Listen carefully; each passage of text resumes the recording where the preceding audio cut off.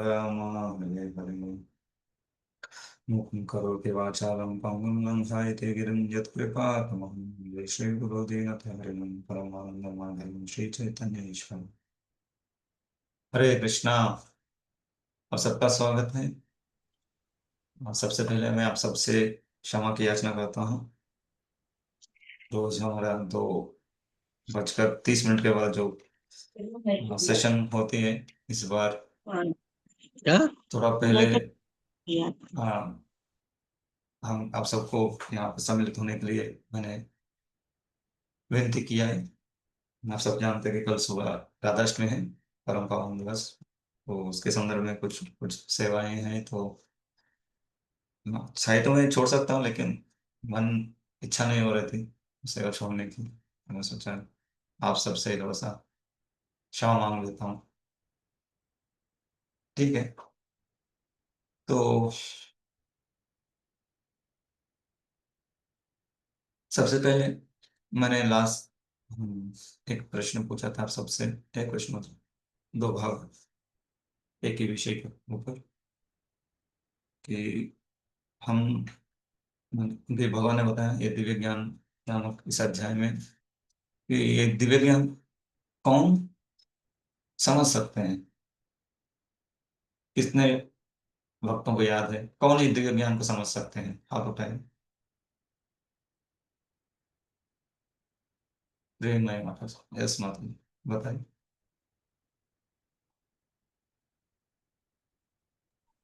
Unmute, हाँ बोले।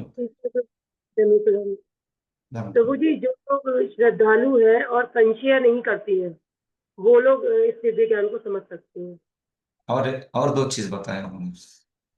और जो वो सारा कार्य मतलब जो उनको बताया गया है, वो सारे नियमों को फॉलो करती है।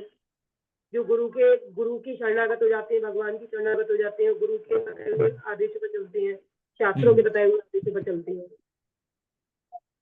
हाँ, थैंक यू माता जी। हाँ, एक्चुअली माता जी ने ऑलमोस्ट बता ही दी, थोड़ा सा रह गया निशांत। तो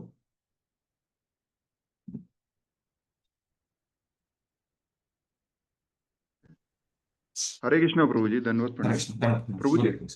प्रभु जी, जिन्होंने अपनी इंद्रियों को वश में कर लिया है और जो विनम्र हैं, बहुत ज्यादा डाउन टू अर्थ हैं, वो इस ज्ञान के पाने के योग्य हैं। यस यस, माता जी ने फर्स्ट प्राइमरी क्वालिटी बता दिया, और उसके सहायक चीजें जो है वो अपनी बताएं। बहुत बहुत धन्यवाद। तो क्या है, इसे पूरा बताएंगे क्या क्या होना चाहिए, कौन इस दिव्य ज्ञान को समझ सकते हैं? म्यूट कर लेंगे। निशान रो, पूरा बताएं। जी प्रभु जी, जो लोग श्रद्धावान हैं, हम्म। निष्ठावान हैं, डाउन टू अर्थ हैं, जिन्होंने इंद्रियों को वश में कर लिया है, जो शास्त्रों के अनुसार कार्य करते हैं, वो सभी इस ज्ञान को पाने के योग्य हैं। यस। जो श्रद्धालु है, और दूसरा माता जी ने बताया, और एक चीज माता जी ने बताया, तत्पर, जो इस मार्ग का अपने निष्काम कर्मयोग का पालन करते हुए और इंद्रियों को संयम में रखते हुए जो व्यक्ति रहते हैं, वो इस दिव्य ज्ञान के लिए लायक है। इस दिव्य ज्ञान को वो समझ सकते हैं, स्वीकार कर सकते हैं। तो अभी मेरा प्रश्न था कि कैसे हम, और भगवान ने तुरंत बताया कि अज्ञश्च अश्रद्धानश्च संशयात्मा विनश्यति, नायं लोकोस्मि न परो न सुखम संशयात्मना। तो भगवान ने तुरंत बताया कि लेकिन जो व्यक्ति अश्रद्धालु है, अज्ञानी है, अश्रद्धालु है और संशयात्मा है, उस व्यक्ति के लिए ज्ञान जो है ना दुर्लभ है। हाँ, और इतना ही नहीं, उस व्यक्ति इस जन्म में भी सुख के साथ जीवित नहीं रह सकते, और आगे आने वाले जन्मों में तो एक चीज है कि उनको फिर से जन्म लेना ही पड़ेगा, वो कंफर्म हो गया। और वो जन्म में भी उनको किसी प्रकार का सुख नहीं मिलेगा। तो मैंने पूछा था कि आप अपने जीवन में कैसे इन तीनों चीजों को लांग सकते हैं। क्योंकि जब तक हम तीनों चीज से बाहर नहीं निकलते हैं, फिर हम इस दिव्य ज्ञान को स्वीकार नहीं सकते। अगर ज्ञान ही नहीं है तो हम कैसे इस पथ में आगे बढ़ सकते हैं? तो बहुत सारे भक्तों ने उत्तर दिए। आज सुबह भी, अभी कुछ देर, थोड़ी देर पहले भी आए थे। लेकिन जैसे बताया कि मैं थोड़ा सा सेवा में था, तो मैं सुबह 4 बजे तक जितना है उतना मैंने पढ़ लिया और सुन लिया। उसके बाद जो है वो मैं बाद में सुनूंगा और पढ़ूंगा। तो काफी भक्तों ने अच्छी तरह से लिखे, अपना साक्षात्कार भी मेरे से शेयर किए, तो बहुत अच्छा लगा। तो की पॉइंट से है कि बहुत सारे भक्तों ने बताया कि रूपा जी का पुस्तक पढ़ने के बाद उनके अज्ञानता कैसे दूर हो गई। और बहुत सारे भक्त गुरु की आश्रय लेकर, गुरु से सुनकर और भक्तों के संग में रहकर और हरे कृष्ण मंत्र जब श्रद्धा से करते हुए करने के द्वारा इन तीनों चीजों से अज्ञा अज्ञता, अज्ञानता, अश्रद्धा और संशय से बाहर निकल गए। और इसी तरह का जीवन आगे बताएंगे तो अ, आगे भी हमको किसी प्रकार का हम्म, तकलीफ नहीं होगा। तो अज्ञानता क्या है? अज्ञानता मतलब हमको क्या, परतत्व क्या है, उसके ऊपर ज्ञान नहीं लेना। क्योंकि इस दुनिया में हम सबको ये तो सिखाया जाता है कि किस तरह से इस शरीर का पोषण करना है। इस प्रकार का ज्ञान में कुछ कमी नहीं है। किसी को कमी है क्या? नहीं, सब लोग पढ़े लिखे हैं। जो पढ़े लिखे नहीं उनको भी ज्ञान है कि किस तरह से भोजन करना है, किस तरह से अपनी रक्षा करना है। तो शारीरिक रूप से जितने भी जो जरूरतें हैं, उन वो सब ज्ञान है हमारे पास। तो ये ज्ञान ठीक है, ये क्या है, जड़ विद्या। लेकिन हमको भगवान के बारे में जो ज्ञान था, ज्ञान होना चाहिए, वो नहीं है। तो अज्ञान यहाँ पे कौन सा अज्ञान है?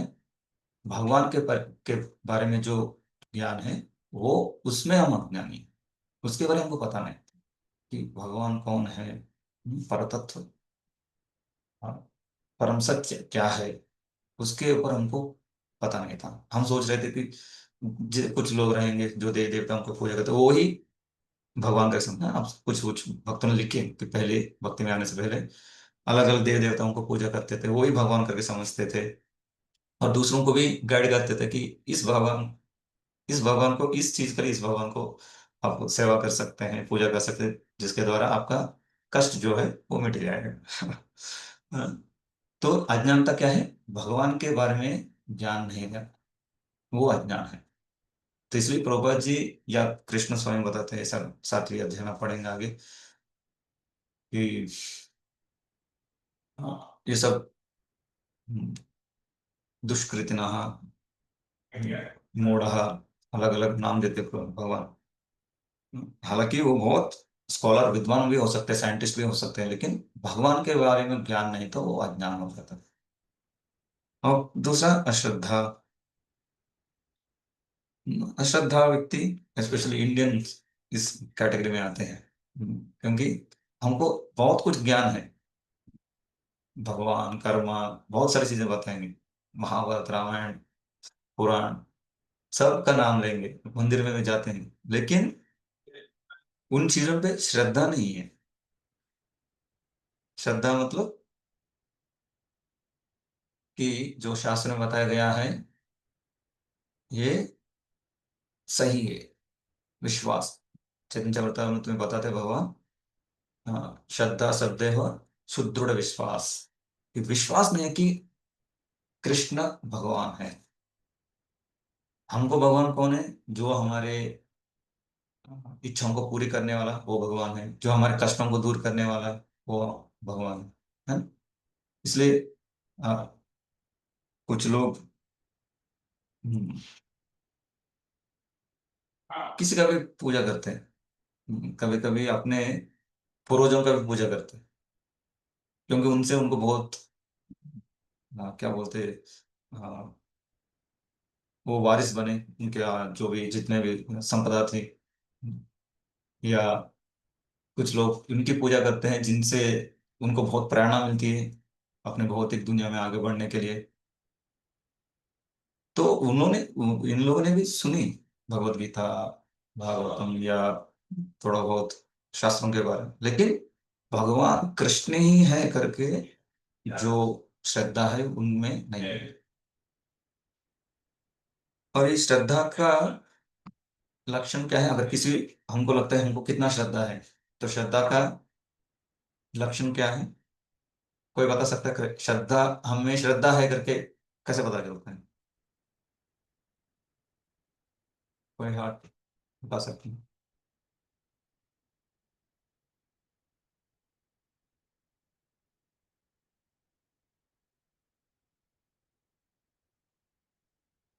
हाँ, और बताइए, हमें श्रद्धा है करके कैसे पता चले? थोड़ा शॉर्ट रखिए आंसर्स।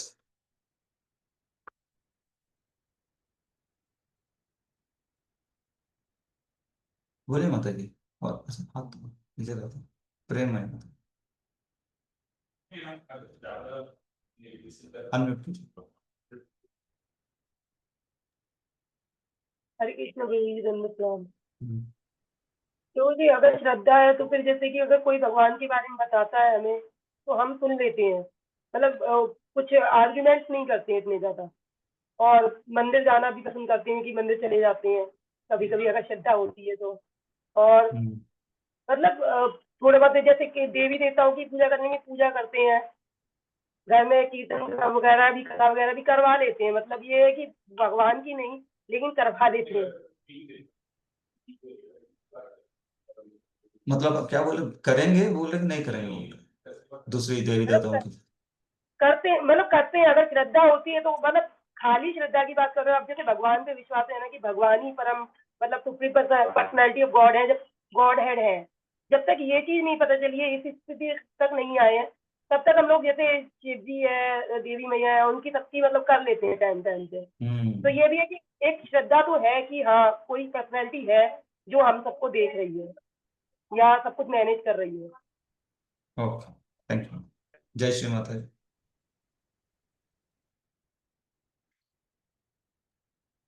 हरे कृष्ण। हरे कृष्ण। श्रद्धावान व्यक्ति अ, भगवान ने जो कहा है अ, जो हमें शास्त्र कहते हैं उसी मार्ग पर चलता है। वो हम्म। जहाँ वहाँ की बात नहीं सुनता। तो भगवान ने क्या बताया हमको? कौन कौन सा मार्ग पे चलने के लिए बताया भगवान अ, भगवान अभी भगवत गीता में एक उदाहरण भगवान कहते हैं कि मैं ही आदि हूँ और सारे देवी देवता अ, मुझसे ही ये सारी सृष्टि वगैरह जो भी है ने? मैं ही आदि पुरुष हूँ मैं ही अ, परम पुरुष हूँ वगैरह। हम्म। और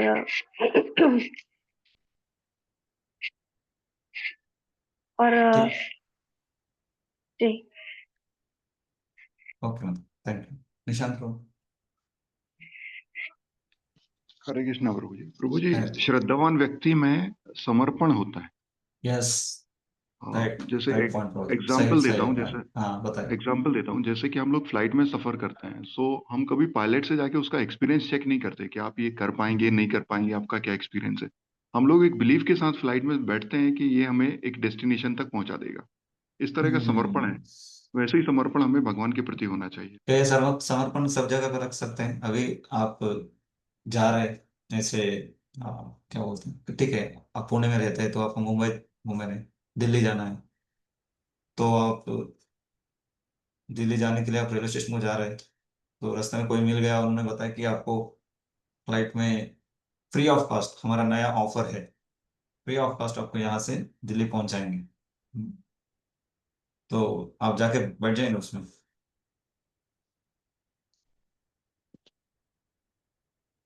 उस फ्लाइट में।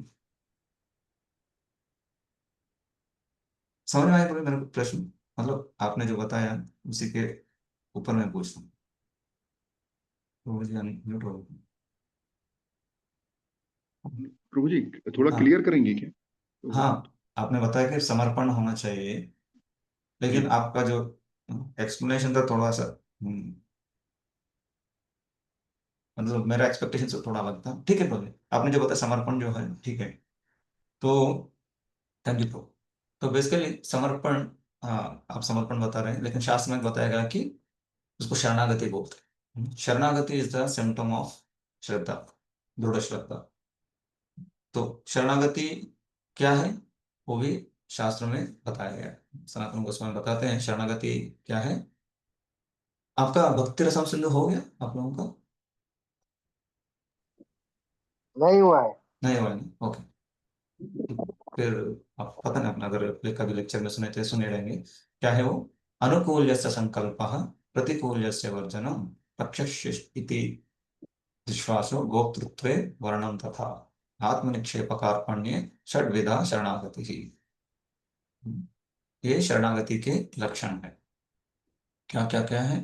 अनुकूल संकल्प, जो भक्ति के लिए अनुकूल है उसको ही स्वीकार करना, संकल्प करके करना कि ये मेरे भक्ति के लिए अनुकूल है, इसको मैं जरूर करूंगा। प्रतिकूल वर्जनम, और जो मेरे भक्ति के लिए प्रतिकूल है उनको वर्जन, छोड़ देना। रक्षिष्यतीति विश्वासः, जो भी है रक्षा करने वाला है। अगर मुझे कुछ हो गया तो मैं मेडिसिन लूंगा, लेकिन एक्चुअल मेडिसिन को काम कराने वाला कौन है? भगवान। तो भगवान एक्चुअली मेरी रक्षा कर रहा है, तो इस तरह का विश्वास होना। और गोप्तृत्वे वर्णम तथा, कि भगवान मेरे हम्म, क्या बोलते हैं, मेरे प्रभु है, हम्म, मेरे साथ हमेशा रहने वाले हैं। गोप्तृत्व वर्णन तथा आत्मनिक्षेप कार्पण्य, और इस तरह से फुल सरेंडर, कंप्लीटली खुद को भगवान को समर्पण करना। और कार्पण्य, नम्रता से रहना। ये सब भगवान की कृपा से जो भी है, ये सब भगवान की कृपा से मुझे मिल रहा है, मेरा खुद की कुछ बल से कुछ नहीं। भगवान के प्रति ह्यूमिलिटी के साथ, नम्रता के साथ रहना, ये 6 लक्षण जो है इसको शरणागति बोलते हैं। और ये शरणागति क्या है? अपनी दृढ़ श्रद्धा की लक्षण, सिम्टम है, लक्षण है। तो जब तक हम भगवान के ऊपर विश्वास नहीं रख सकते कि भगवान ही, कृष्ण ही मेरे रक्षक है, तो उनके लिए भक्ति करना है, तो तब क्या करेंगे? अनुकूल संकल्प, फिर जो भी उसके लिए मदद करते हैं, जैसे कि मंदिर के पास आना, या जो भक्ति करने के लिए जो हेल्प करता है उस तरह का जॉब फाइंड आउट करना, इन सारी चीजें में हम जाते हैं, उस तरह की चीजें हम करते हैं, जीवन में ये सब अपनाते हैं। प्रतिकूल वचनम, बहुत अच्छा कंपनी हो सकता है, बहुत ज्यादा पगार भी मिल सकता है, लेकिन अगर हमको पता चलता है कि सीधा डायरेक्टली कुछ 4 नियमों का पालन कर, मतलब 4 नियमों को तोड़ रहा है, या भक्ति के लिए अनुकूल नहीं है, कि वो सब नाइट शिफ्ट, पैसा तो ज्यादा मिल रहा है लेकिन नाइट शिफ्ट, तो दिन में जब कब करेंगे, या मंगल आरती कब अटेंड करेंगे, भक्तों का संग कैसे लेंगे? तो उस तरह का, ऐसा कुछ एग्जांपल्स दे रहा हूँ बस। इस तरह का प्रतिकूल जैसे वर्जन करना, जैसे रक्षित रक्षस्यते इति विश्वास में आपने बताया कि भगवान जो है हमारे रक्षा करने वाले, ये डॉक्टर या ये पुलिस, ये लोग नहीं। भगवान अगर उन लोगों को प्रेरित करेंगे, उन लोगों को बुद्धि देंगे, तो फिर वो अपने रक्षा कर सकते, वो इंस्ट्रूमेंट्स है बस। और भगवान ही मेरे स्वामी है, तो मैं सब कुछ किसके लिए कर रहा हूँ? कृष्ण प्रीत्यर्थम, जो भी मैं कर रहा हूँ भगवान की प्रसन्नता के लिए मैं कर रहा हूँ, क्योंकि वो मेरे प्रभु है। तो मैं सेवक हूँ। तो सेवक किसके लिए? उनका एग्जिस्टेंस उनके प्रभु के लिए, उनके स्वामी के लिए, उनको प्रसन्न करने के लिए। और इस तरह समझकर उनको आत्मसमर्पण, खुद को उनको दे देना। और ये सब किसके साथ? ह्यूमिलिटी के साथ। ऐसा नहीं कि अभी कुछ दूसरा चारा नहीं है इसलिए ये सब करना नहीं। नहीं, ये इसको मैं कंप्लीटली स्वीकार करता हूँ। इस तरह का नम्रता से इन सारे लक्षण जो भी बताया हमने, उसको अपने जीवन में उतारना, ये क्या है? ये है शरणागति। तो ये श्रद्धा है। तो हम जज कर सकते हैं कि अपने जीवन में हम कितना शरणागत हैं। मतलब आपको कुछ प्रश्न है? कि पहले से हाथ उठाए हैं प्रेम नहीं माता? बोले सॉरी। ओ, फिर से हाथ उठाए, मतलब मैं गलती से लोअर कर दिया। हाँ, बोले माता। हरे कृष्ण देवी जी। तो बोलिए, मुझे बस ये पूछना था, जैसे कि श्रद्धा है, साधु संग है, भजन क्रिया है, तो जैसे तो ये मुझे लग रहा है, वैसे समझ में तो थोड़ा थोड़ा आ रहा है कि जो ये श्रद्धा है वो एक पक्की श्रद्धा की बात हो रही है, और वो जो श्रद्धा और जो 8 स्टेप्स होते हैं, श्रद्धा, साधु संग, भजन क्रिया, तो वही है, वो जो वही श्रद्धा है, ये श्रद्धा है। तो प्रभु जी, वही श्रद्धा इतनी माता। श्रद्धा आने में बहुत टाइम लग जाता है, लेकिन फिर हाँ, साधु फिर संग हम पहले ही शुरू शुद्ध कर देते हैं। शुद्ध शुद्ध भक्ति मतलब क्या? मतलब ये शुद्ध भक्ति करेंगे तो भगवान को अपने हाथ में ले लेंगे। आप पढ़ेंगे बाद में भक्त रसायन सिंधु जब पढ़ेंगे, तब समझेंगे। शुद्ध भक्ति का एक लक्षण है कि श्री कृष्ण को आकर्षण करने वाला। आप कृष्ण को आकृष्ट करेंगे तो इतना आसान से वो परम सत्य जो है, पूरा सृष्टि को जिन्होंने किया, वो आपके हाथों में, आप ऐसा सोचेंगे वो आ जाएंगे? कैसे आ जाएंगे? उतना लेकिन शुद्धता प्रभु हमें जी, होना चाहिए, तो उतना। कहते हैं कि श्रद्धा होगी तो आप साधु संग करेंगे, फिर भजन क्रिया करेंगे, तो वो चीज हमारी हाँ। जैसे शुरू की है। लेकिन श्रद्धा, जैसे कि हमने जब शुरू किया था तो साधु संग हमारा शुरू हो गया था। तो जैसे जो मेरी शिष्य को एक्चुअली बोलती विश्वनाथ कि चट्टोपाध्याय बताते पहले हैं, तक क्या है, तो कैसे विश्वनाथ करके बोल। चक्रवर्ती ठाकुर बताते हैं कि अभी जो श्रद्धा है वो एक्चुअल श्रद्धा के बिगिनिंग है। अभी जो साधु संघ है, उस साधु संघ जब दृढ़ हो जाता है, सही भक्तों का संग लेते हैं, फिर वो साधु संघ एक्चुअली श्रद्धा आप में लेके आती है। फिर वहां से आप अभी जो साधु संघ आप अच्छा लग रहा है, अच्छा बात करते हैं थोड़ा, कुछ लोग ना, कुछ लोग लिखे भी मन को शांति मिलती है, मंदिर में जाएंगे तो भगवत गीता पढ़ेंगे, तो उस तरह का जो जो जो हमको अच्छा लग रहा है ना, उन चीजों से हमको श्रद्धा है। हमको अच्छा लगने की वजह से श्रद्धा है ये सब। अगर अपने जीवन में कुछ हो गया तो ये श्रद्धा भी कभी कभी हिल जाता है।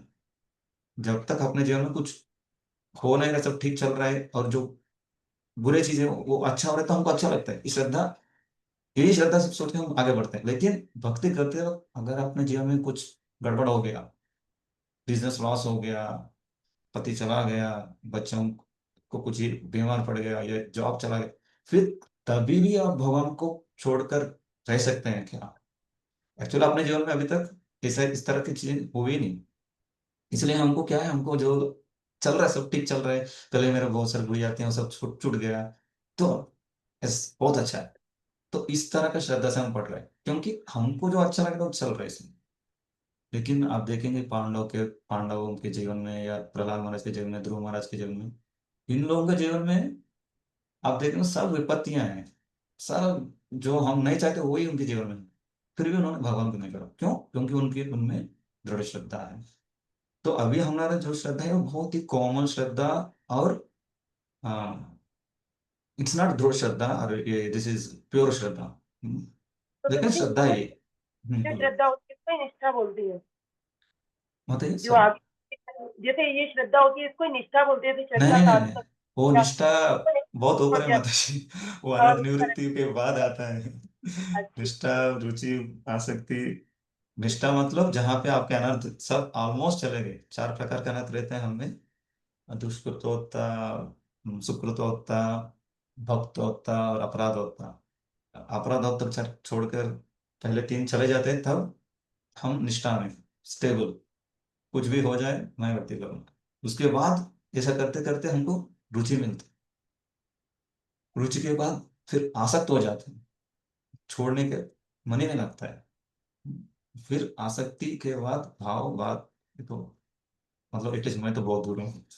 तो अभी जो श्रद्धा है बहुत कॉमन श्रद्धा है ये। और जो साधु संघ हम लोग जो ले रहे हैं, दिस साधु संघ विल हमको मदद करेगा एक्चुअल श्रद्धा, जो दृढ़ श्रद्धा हमें उत्पन्न होने के लिए। फिर तब एक्चुअली हम साधु संघ लेंगे। अभी हम साधु संघ लेंगे, वो प्रभु जी बहुत मस्त बोलते हैं, बहुत अच्छा जोक्स, बहुत अच्छा स्टोरीज बताते हैं, हंसाते हैं, इस तरह से हमको उनका साधु संग लेते हैं।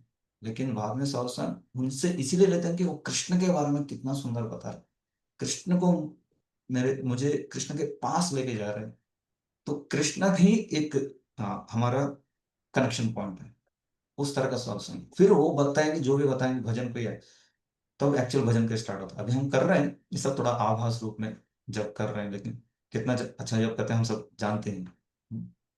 तो लेकिन उसके बाद जो भजन क्रिया होता है, एक्चुअल भजन क्रिया स्टार्ट होता है, तभी अपने अनर्थ जो है ना, अभी एक्चुअली अपना अनर्थ ज्यादा कुछ जाने रहे। हालांकि भगवान का नाम में पोटेंसी है कि सब कुछ, एक नाम में सब कुछ निकाल सकता है। तो एक नाम में सब कुछ निकाल दिया है, तो हम यहाँ पे रहते नहीं, भगवत धाम में पहुंच जाते थे ना। अभी तक यहीं पे हम, या हमें से कोई बोल सकता है कि मेरे हृदय में किसी प्रकार का अनर्थ नहीं है, बोल नहीं सकते क्योंकि अनर्थ है भी। तो ये भगवान का नाम ही सब कुछ मिटा सकता है। अशेष अगहरम, अनेक अनेक पाप को निकाल सकता है, अनर्थों को निकाल सकता है। तो इतना, अभी में भी आप सब मिनिमम तो 2-3 साल से जब करते रहेंगे 16 माह, तो कितने भगवान का नाम लिए, लेकिन फिर भी अनर्थ है। मतलब अभी तक हम उस प्रकार के शुद्ध नाम लिए ही नहीं, मतलब उस तरह का श्रद्धा भी हमें जनित नहीं हुआ है। तो इस तरह से जब साधु संग, एक्चुअल साधु संग लेंगे और उनसे भजन क्रिया एक्चुअली प्रॉपरली स्टार्ट करेंगे, फिर अनर्थ निवृत्त होगा, फिर निष्ठा स्टेबलाइज होंगे भक्ति में। ठीक है। तो ये श्रद्धा के बारे में। फिर उसके बाद है, और माता आप कुछ बोलना चाहते हैं? बोले मतलब,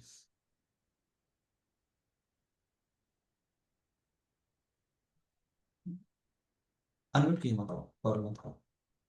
प्रभु जी, आपने जो ये वाला श्लोक लिया ना, ये अनुकूल से संकल्पाय, ये वाला कहाँ से लिया है, ये जानना था। भाई कहीं से नहीं ली माता जी, ये आप पढ़ेंगे आगे भक्त रसायन सिंधु में, इसमें पूछा था आप पढ़े क्या। भक्त रसायन सिंधु में आएगा। श्री रूप गोस्वामी कोट करते हैं आर्य भक्ति विलास से, इस शरणागति के 6 अंगों के बारे में, जो वो अलग अलग अंग के बारे में बताते हैं ना, 64 लिम्स बताते हैं, मेन इम्पोर्टेंट नहीं, जो उनको लगा कि इम्पोर्टेंट है हमारे लिए, तो उसमें आपको समझाएंगे। अब पढ़ेंगे उसमें, डिस्कशन करेंगे उसमें। तो इस तरह से, हाँ, ये अपना श्रद्धा उस तरह का श्रद्धा होना चाहिए, दृढ़ श्रद्धा होना चाहिए, तब हम एक्चुअली शुद्ध भक्ति में प्रवेश करेंगे। अभी तक हम जो कर रहे हैं वो अलग अलग मिश्रित भक्ति भक्ति है। कभी कभी, हाँ, क्या बोलते हैं, सकाम कर्म भक्ति हो सकती, अलग अलग प्रकार का भक्ति भी है, तो उसमें कोई एक प्रकार का भक्ति हो सकता है, लेकिन मिश्रित भक्ति, शुद्ध भक्ति नहीं है। और उसके बाद है संशय आत्मा।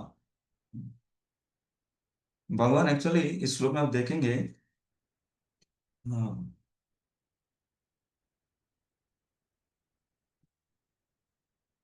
ये स्पेशली संशयात्मा को के बारे में बता रहे हैं। क्या बता रहे हैं? कि वो व्यक्ति इस जीवन में भी सुखी नहीं रहेगा और आगे वाले जीवन में। संशयात्मा मतलब कौन है? उनको श्रद्धा भी है, ठीक है, कृष्ण भगवान है, शास्त्र पढ़े, लेकिन उनका डाउट क्या है कि सच में भगवान मेरी रक्षा करेंगे क्या,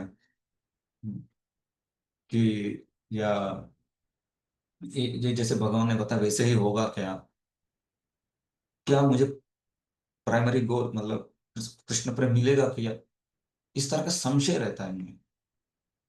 तो जब व्यक्ति में संशय रहता है, तभी भी वो व्यक्ति आगे नहीं बढ़ पाएगा। और भगवान बता रहे हैं कि वो तो उनको सुख इस जीवन में भी है, नेक्स्ट जीवन में भी नहीं। क्योंकि इस जीवन में हम भौतिक चीजें सब कुछ छोड़ के आए हैं ना। एक तरह से देखेंगे तो बहुत सारे भौतिक जो भी इच्छा है या भौतिक भोग है उन सबको छोड़कर भक्ति में आए। लेकिन भक्ति में भी हमको अभी तक मिला नहीं, और हमको संशय हो रहा है कि मिलेगा क्या, मिलेगा क्या, कब आएगा ये आनंद। हाँ, सच्चिदानंद बोल रहे हैं, लेकिन कब है ये आनंद, कब इसको मैं महसूस कर, इस तरह का संशय रहेगा। तो क्या हो रहा है, भौतिक आनंद तो छूट गया है और यहाँ पे भक्ति का भी आनंद हमको मिलेगा नहीं। और इस तरह से रहने से आने वाला नेक्स्ट लाइफ में भी इस तरह का ही वो संशय करता रहेगा, फिर उसको सुख कभी नहीं मिलेगा। तो ये संशय से भी हमको बाहर निकलना चाहिए। इसके लिए मदद क्या करेगा, श्रद्धा। जब हमको श्रद्धा है कि गुरु महाराज ने बताया, कृष्ण ने बताया, शास्त्र ने बताया कि मैं आत्मा हूँ, भगवान का सेवक हूँ। जब मैं भगवान की सेवा करूंगा जैसे शास्त्र में बताया गया या गुरु के द्वारा निर्देशित किया गया, उस तरह का जब मैं सेवा करूंगा भगवान की, तो जरूर मैं मेरे जीवन में सुख की प्राप्त करूंगा। ये सुख भौतिक सुख नहीं है, ये भी समझना चाहिए। सुख यह है, क्या है, आत्मा के स्तर पर जो सच्चित आनंद है उसके बारे में बता रहे हैं। तब हम भक्ति में आगे बढ़ सकते हैं। तो आजकल एक्चुअली बहुत सारे मीडिया के प्रभाव से बहुत सारे इंफॉर्मेशन हमको मिलता रहता है। सारे अलग अलग चैनल्स और क्या है, बहुत सोशल मीडिया का अलग अलग प्लेटफॉर्म्स है। तुम्हें बहुत कुछ देखने के लिए मिलता है, सुनने के लिए मिलता है। हाँ, तो कभी कभी क्या होता है, कभी का नहीं, बहुत बार क्या होता है, सही इंफॉर्मेशन से ज्यादा गलत इंफॉर्मेशन में हमको सुनने के लिए मिलता है या देखने के लिए। तो फिर हम क्या करेंगे, तुरंत हमारे मन में संशय होने लगता है या श्रद्धा टूटती है।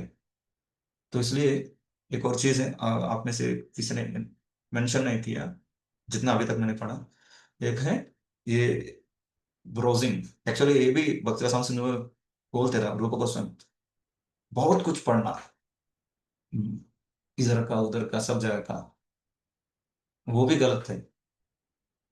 वो जो 64 अंग बताते हैं उसमें कुछ नहीं करने के लिए बताते हैं, तो उसमें एक हम यह है कि बहुत कुछ सुनने की इच्छा, बहुत कुछ जानने की, हाँ, वो भी गलत है। इसलिए प्रभुपाद जी ने बताया कि आपको जो भी चाहिए वो सब कुछ मैं अपने पुस्तक में दिया हूं। तो प्रभुपाद जी भी चाहते थे कि, क्योंकि उस समय पे जब प्रभुपाद जी भक्तों को वृंदावन में लेके आए थे, मायापुर में लेके गए थे, स्पेशल वृंदावन में जब लेके गए तो बहुत सारे भक्त वहाँ के अलग अलग बाबा जी से, अलग अलग जो स्वामी हैं, जो वहाँ के ब्रजवासी हैं, उनसे मिलते थे और उनसे बात करते थे। फिर धीरे धीरे उनका श्रद्धा, प्रभुपाद जी के ऊपर जो श्रद्धा थी वो कम हो गई और कुछ लोग छोड़ भी दिए थे। तो प्रभुपाद जी बहुत सतर्कता से रहने के लिए बोलते थे। इसलिए प्रभुपाद जी ये भी बताते हैं कि उनके शिष्यों को, आपके लिए वृंदावन ये राधा श्याम सुंदर के चारों दीवारों के अंदर ही पूरा वृंदावन है करके भी वो चाहते थे कि बाहर जाके थोड़ा देखें। क्योंकि प्रभुपाद जी बोलते हैं आपको कहीं नहीं जाने की जरूरत है, सब कुछ इस राधा श्याम सुंदर मंदिर के अंदर ही वो रक्षा करना चाहते थे प्रभुपाद जी, क्योंकि उन सबका कॉमन श्रद्धा था, उस समय पे नए नए थे। तो इसलिए हम हमारे लिए, मैं बता रहा हूँ कि ये नेगेटिव इन्फॉर्मेशन बहुत बहुत कुछ उपलब्ध रहता है इंटरनेट में, सोशल मीडिया में। तो हमको इससे भी बच के रहना चाहिए। उनके उनके बारे में क्या हुआ था, इनके बारे में क्या था, इन्होंने पहले क्या किया था। तो इस तरह का क्रिटिसाइज करने वाले, ब्लास्फेमी करने वाले बहुत सारे लोग रहते हैं। तो अपनी श्रद्धा, संशय संशय को कम करने या बढ़ा नहीं बढ़ाने के लिए, या श्रद्धा को ठीक स्थिर रखने के लिए क्या करना चाहिए, हमको इन सारे चीजों से दूर रहना चाहिए। हम्म, और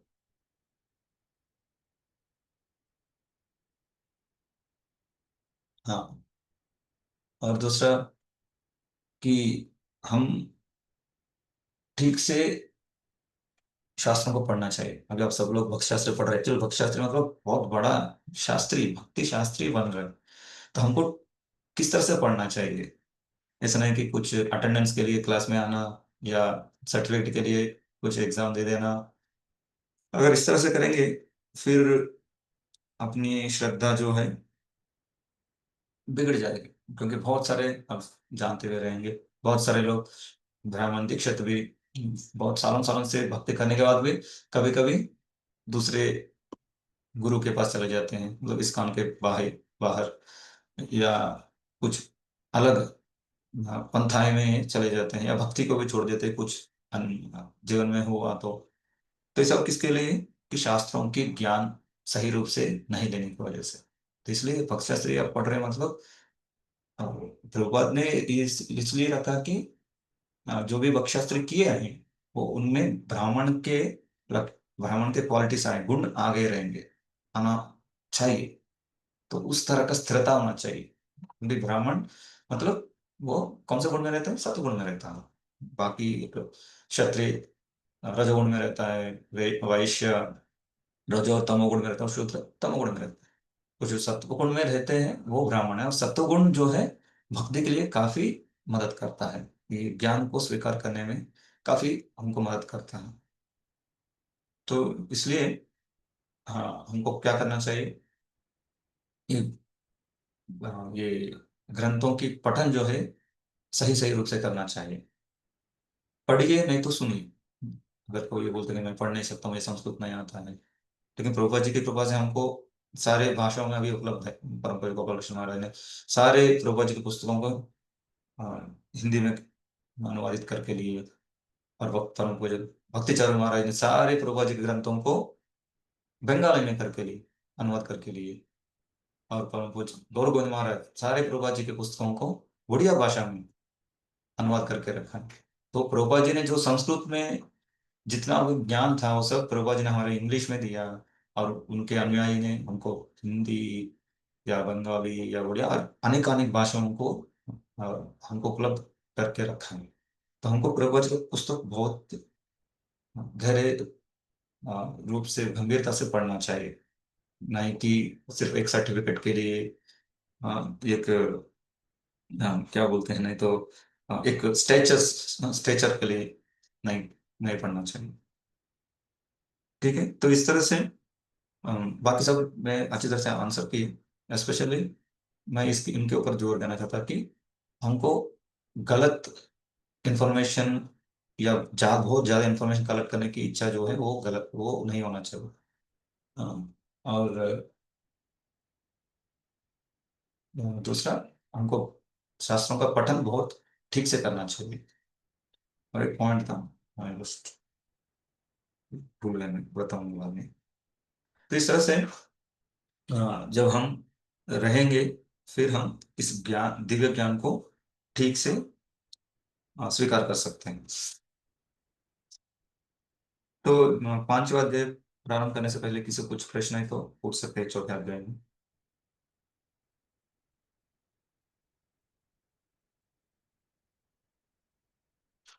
अच्छा, संशय होना कुछ गलत नहीं है, लेकिन इन संशयों को हमको क्या करना चाहिए? क्लैरिफाई करना चाहिए सही व्यक्ति के पास जाकर।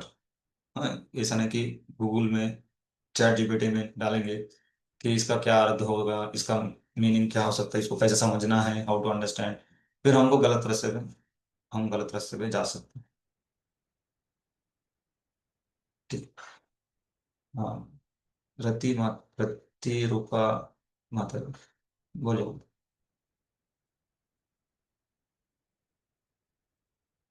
हरे कृष्णा प्रभु जी, धन्यवाद प्रणाम। धन्यवाद। प्रभु जी, पीछे के क्वेश्चंस में से ही है, इसका प्रभु जी क्रॉस चेक करना चाह रहे थे। परम सत्य के कार्य में प्रयोग किए माता जाने जी, वाला। क्लोज्ड बुक क्वेश्चन सभी मत पूछिए। वो स्टार्ट करेंगे ना आपका, सब लोग एक एक क्वेश्चन पूछेंगे, जो भी जितने क्वेश्चन इसमें है नहीं किसी प्रभु जी, मैंने आंसर लिख लिया है प्रभु जी, बस सिर्फ यस या हाँ, नो बोल दीजिए आप, सही है कि नहीं मतलब। नहीं नहीं बात, सब लोग ऐसे करेंगे। मैं जरूर, मैं बताऊंगा, बता रहा हूँ अच्छा, कि 6 ठीक। अध्याय होने के बाद हम एक दो सेशन लेंगे जिसमें अच्छा, ये करेंगे बैठ के। ठीक है, ठीक ठीक। तब तक थोड़ा ओके सा सब्र ओके। रखिए। हरे कृष्ण। अनिल प्रभु, हाथ उठाए। ठीक। निशांत सर, ओके, मैं लोअर कर रहा हूँ सर। प्रभु निशांत, जी, एक क्वेश्चन ये है कि कर्म कौन कर रहा है? ये कर्म शरीर कर रहा है या कर्म हमारा जो जीवात्मा इसके अंदर है वो कर रही है? तो ये कर्म का जो फल है वो किसको मिल रहा है? ये मतलब ये शरीर तो खत्म हो जाता है, तो ये ये किसको मिल क्लोज रहा है? ये बुक क्वेश्चन नहीं जीवात्मा ना को बात, मिल रहा है? ये क्लोज बुक क्वेश्चन नहीं है ना। नहीं, मैंने पढ़ रही थी ना, उसमें से हाँ, ही ठीक है। है, मैं बताऊंगा तक। जस्ट एक्चुअली मैं गलती से ना लोअर कर लिया निशांत प्रो और अनिल प्रो को। मैं उनका क्वेश्चन देख लेता हूँ, फिर मैं आपके क्वेश्चन के पास। ठीक। अनिल प्रो, हाँ प्रो जी, बोलिए प्रो, अनिल प्रो। हरे कृष्णा प्रभु जी, दंडवत प्रणाम। हाँ दंड प्रभु जी प्रणाम। बोलते हैं शिक्षा गुरु बहुत सारे हो सकते हैं, यस, लेकिन दीक्षा दीक्षा गुरु एक ही होना चाहिए। एक ही होना तो चाहिए मतलब, अगर दीक्षा गुरु दीक्षा देने के बाद ना चले गए, या उन्होंने शरीर छोड़ दिया, आपकी दूसरी दीक्षा नहीं हुआ, फिर आप दूसरे एक जो प्रामाणिक दीक्षा गुरु, उनसे दीक्षा ले सकते हैं। या एक दीक्षा गुरु की कुछ अवांछित चीजें हुई और उन्होंने भक्ति छोड़ दी, या वो दूसरे मायावाद का स्वीकार किया, तो उस समय पे भी उस दीक्षा गुरु को आप त्याग करना चाहिए, और दूसरे एक दीक्षा गुरु को जो प्रामाणिक है उनको स्वीकार करना चाहिए। ठीक अच्छा अच्छा, जी हरे कृष्णा प्रभु जी। है, निशांत प्रभु, बोलिए कुछ अनिल कुछ। हरे कृष्णा प्रभु जी, एक Yes. क्वेश्चन है। आपने मतलब इसमें पहले ही शुरुआत में चौथे अध्याय में ये है कि ये ज्ञान सबसे पहले विवस्वान सूर्य को दिया गया था। तो संशय हो रहा है आपको, और कैसे हुआ हाँ, नहीं रहेगा? नहीं नहीं, संशय नहीं है प्रभु जी। जो कर पर रहा हूँ। ये ज्ञान दिया गया था 12 करोड़ 4 लाख वर्ष पूर्व। हाँ हाँ। बल्कि जो तो मैंने पढ़ा है कि 12 ऐसे महाजन हैं जिनको भागवत का और कृष्ण तत्व का सारा ज्ञान है। ओके। और जिसमें ब्रह्मा जी की भी यदि बात करें तो ब्रह्मा जी का एक दिन 864 करोड़ ईयर्स का होता है। ओके। तो ये ऐसा मतलब मुझे ऐसा लगता है कि ये ज्ञान और पुराना है और ये सबसे पहले ब्रह्मा जी को दिया गया हाँ, ब्रह्मा जी को भी दिया है भगवान ने, और विवस्वान को भी भगवान ने दिया है। वो हम नहीं दे सकते हैं भगवान, बार बार आ रहे हैं, बार बार दे सकते हैं। कपिल मुनि था। ने इसमें देवातु के भी दिया है दिव्य ज्ञान। नहीं, इसमें ये लिखा है कि सबसे पहले इस धरातल पर विवस्वान सूर्य को दिया गया। और मुझे लगता है कि सबसे पहले हाँ, ये ब्रह्मा जी को दिया गया और वो 12 तो पूरा महाजन को सृष्टि भी। करते हैं कोई। ये धरातल मतलब क्या हो गया? आप एर्थली प्लैनेट, भूमंडल हो गया ना। ब्रह्मा जी तो हम्म, उसके ऊपर है ना प्रभु। जी जी जब ब्रह्मा जी को दिया गया, तब पूरा सृष्टि के बारे में बताया गया। और उसके बाद जो अलग अलग प्लानिटरी सिस्टम बने, फिर बाद में जब इस भूमंडल बना, तो इसके लिए अधिष्ठान देवता सूर्यदेव है, तो उनको भगवान ने फिर से ज्ञान दिया। अभी यहाँ पे तो अर्जुन को दे रहे भगवान ज्ञान। जी प्रभु जी। दे सकते हैं ना भगवान, जब चाहे तब आके दे सकते हैं ज्ञान। इस तरह का संशय होना नहीं चाहिए। भगवान कभी भी दे सकते हैं, किसी को भी दे सकते हैं। ठीक। Hare Krishna. Thank you so much प्रभु। Hare Hare Krishna. Krishna. Please unmute me. और और किसी ने हाथ, हाँ, और माता जी। यस माता जी, आप क्या बोले, कर्म कौन कर रहे हैं? कौन बताएंगे माता जी को क्वेश्चन का आंसर? कर्म कौन कर रहे हैं? हाथ बताएं।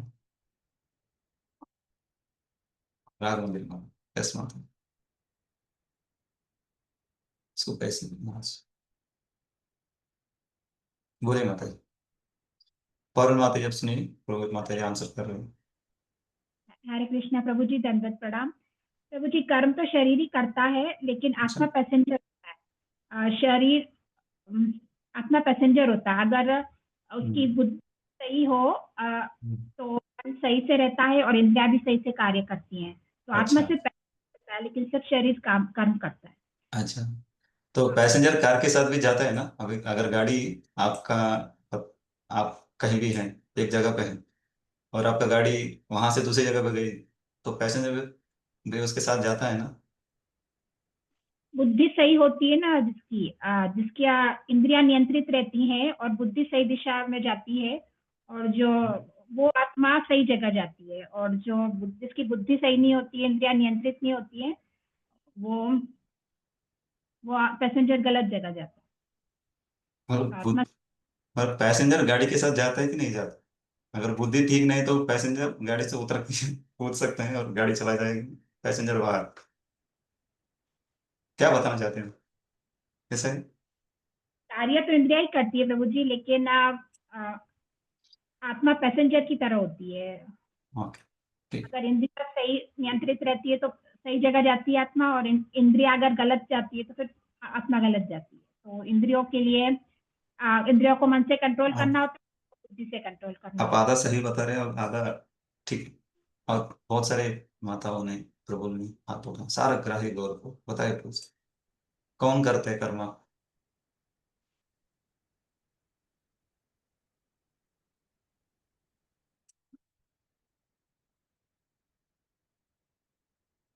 प्रेममय माता जी, बोले माता जी। हरे कृष्ण बोल रहे की इच्छा आत्मा ही करता है, क्योंकि भगवान ने उसको आंशिक स्वतंत्रता दी है, तो वो इच्छा करता है, और तब उसकी इंद्रिया, जब भगवान सेंशन करते हैं प्रकृति को, तो इंद्रिया कार्य करती है, लेकिन इच्छा आत्मा ही करता है किसी भी कार्य को करने की। हिंदू माता जी लास्ट, फिर बाद में हम डिस्कस करेंगे। बोले माता, अनम्यूट,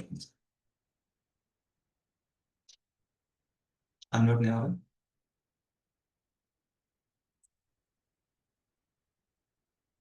मैं तो नहीं कर पाऊंगा यहाँ से।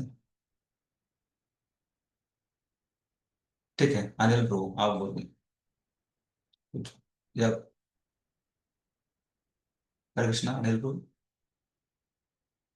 माता जी लोगों ने जैसे शुरू में बोला कि कर्म तो मतलब शरीर ही करता है, वो तो बात सही है प्रभु जी। हम्म, और कर्म का फल जो बोलता है वो मतलब जो रिजल्ट है वो आत्मा के रूप में जाके वो संचित होता है। आप कैसा अच्छा, अच्छा कर्म कर कर्म रहे हैं, शरीर बुरा कर। करता है, फल आत्मा को मिलता है। बहुत अच्छा। हाँ प्रभु, आप अच्छा बुरा कर्म जो भी मतलब करते हैं हम वहां काम जाके वहां करेंगे, संचित। मैं ऑफिस में काम करूंगा और मेरे सैलरी जाएगा मेरे फ्रेंड को, किसी को, ऐसा। फ्रेंड को नहीं सर, मतलब रिजल्ट रिजल्ट मतलब रिजल्ट जो है वो मुझे ही आत्मा के मिलेगा। पास, अच्छा, रिजल्ट जो है वो आत्मा के पास स्टोर रहता है। ओके। हमने क्या अच्छा किया बुरा किया सब वहां जाके स्टोर रहता है। तो माता जी और माता, क्लियर हुआ आपका डाउट? प्रभु जी मैं बताऊं? कौन बोल रहा है अभी, कौन बोल रहा है? मुझे ना सब कंफ्यूज। इंदु माता जी आप अनम्यूट किया क्या? बताइए माता जी। प्रभु जी कर्म तो जैसे विषय वस्तु हमें अट्रैक्ट करती है, तो फिर मन, पहले ये विषय वस्तु, फिर इंद्रियां, फिर मन, फिर बुद्धि, फिर आत्मा, सब चलायमान हो जाते हैं।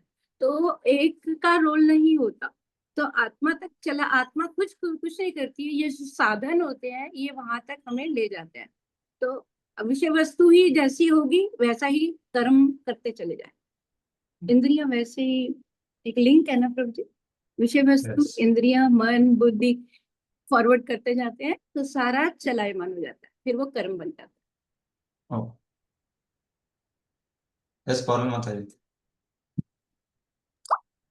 प्रभु जी एक्चुअली ना मैं ये चैप्टर पढ़ रही थी जो आज आप पढ़ाने वाले हैं, इसका जो 14th श्लोक है ना, उसमें मुझे बहुत अच्छा, कंफ्यूजन हो गई। उसमें जो है ना प्रभुपाद जी ने बहुत अच्छे से मतलब अनुवाद जो बता रहे हैं ना, शरीर रूपी नगर का स्वामी देहधारी हाँ नवपुरे, जीवात्मा ना तो नव क्या कैसे करता होता है, है, ना नवपुरे लोगों कृष्ण को होता है। कर्म करने के लिए प्रेरित करता है, और ना ही हम्म, कर्मफल की रचना करता है।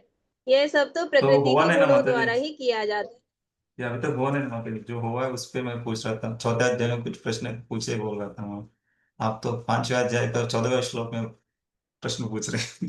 नहीं, वो कंफ्यूजन इसीलिए क्योंकि हम पहले से ही कर्म योग पढ़ के आए हैं ना, तो इसीलिए वो अच्छा अच्छा, किसका क्या है वो समझ नहीं आ नहीं रहा नहीं, था। उसका एक सीक्वेंस है माता जी।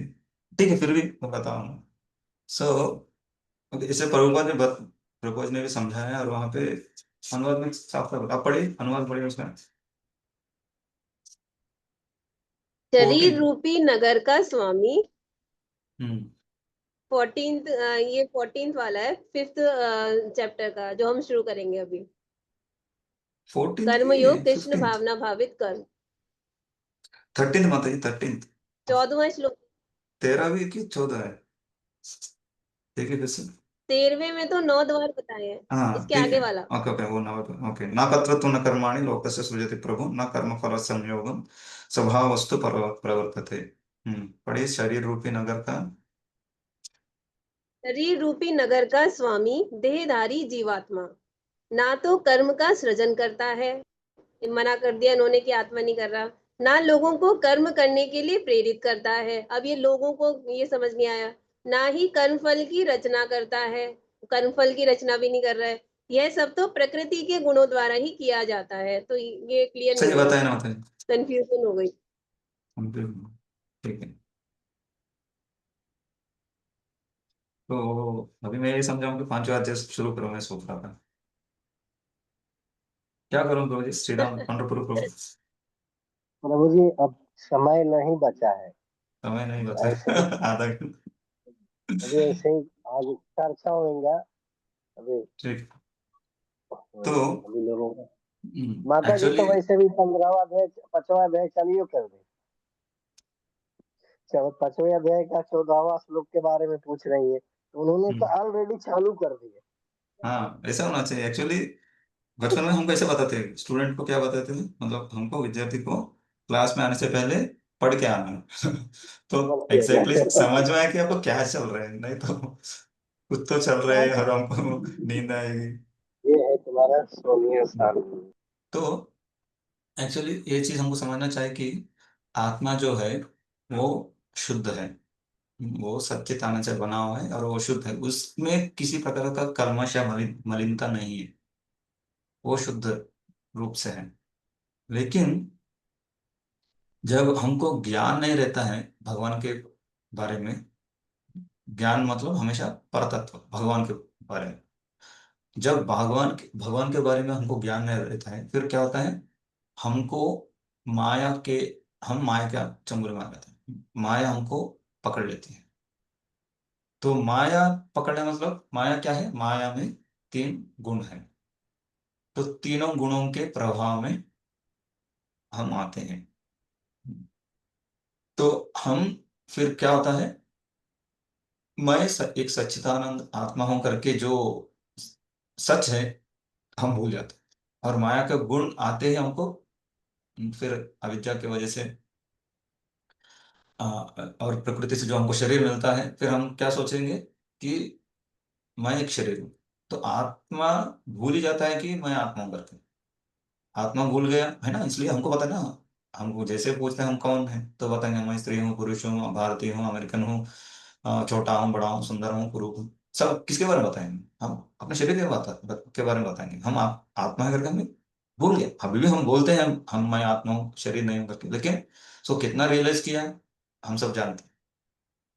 तो इसके वजह से प्रकृति के गुणों के द्वारा हमको एक शरीर मिलता है, और शरीर के द्वारा हम अलग अलग क्रिया करते हैं, फिर हम करने लगते हैं। तो एक ये हो गया इमीडिएट कॉज। ये दो प्रकार कॉज रहते हैं, इमीडिएट कॉज और रिमोट कॉज। हिंदी में मुझे एग्जैक्ट पता नहीं, आप समझ सकते हैं। इमीडिएट का मतलब जो तुरंत आपको सामने दिख रहा है। तो इमीडिएट कॉज क्या है, प्रकृति, प्रकृति गुण, उनके द्वारा कर्म किए जा रहे हैं। किसके द्वारा, शरीर के द्वारा कर्म किए जा रहे हैं।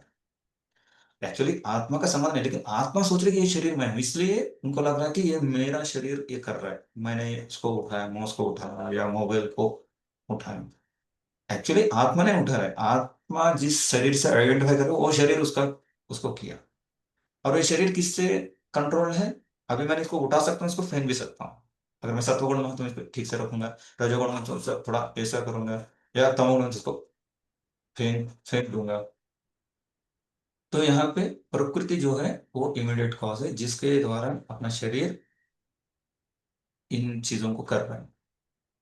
और रिमोट क्या क्या है, रिमोट क्या, ये सब सृष्टि किसने, मतलब भगवान।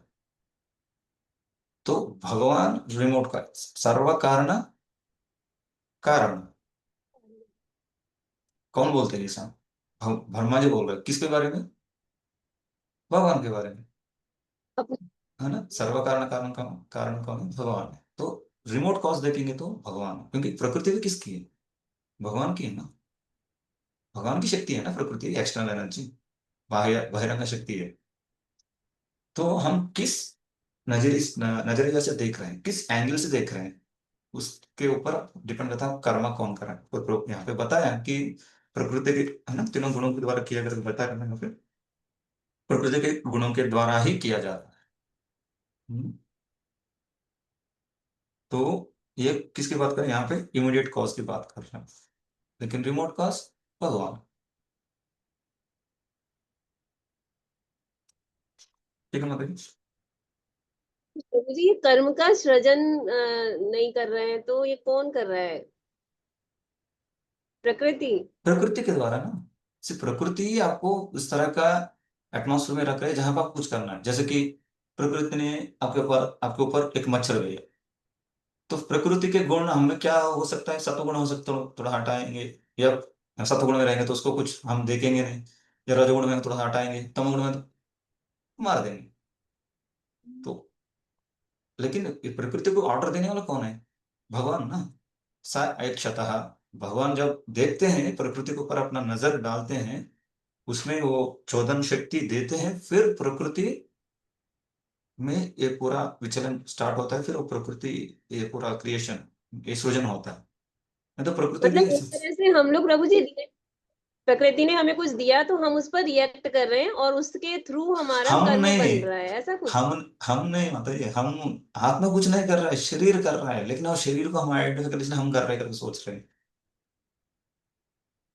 हम कुछ नहीं कर रहे एक्चुअली, आत्मा इज ओनली, एक्चुअली वो भी देख रहा है बस, लेकिन वो सोच रहा है कि ये मेरा शरीर है, तो फिर मेरा शरीर ने किया।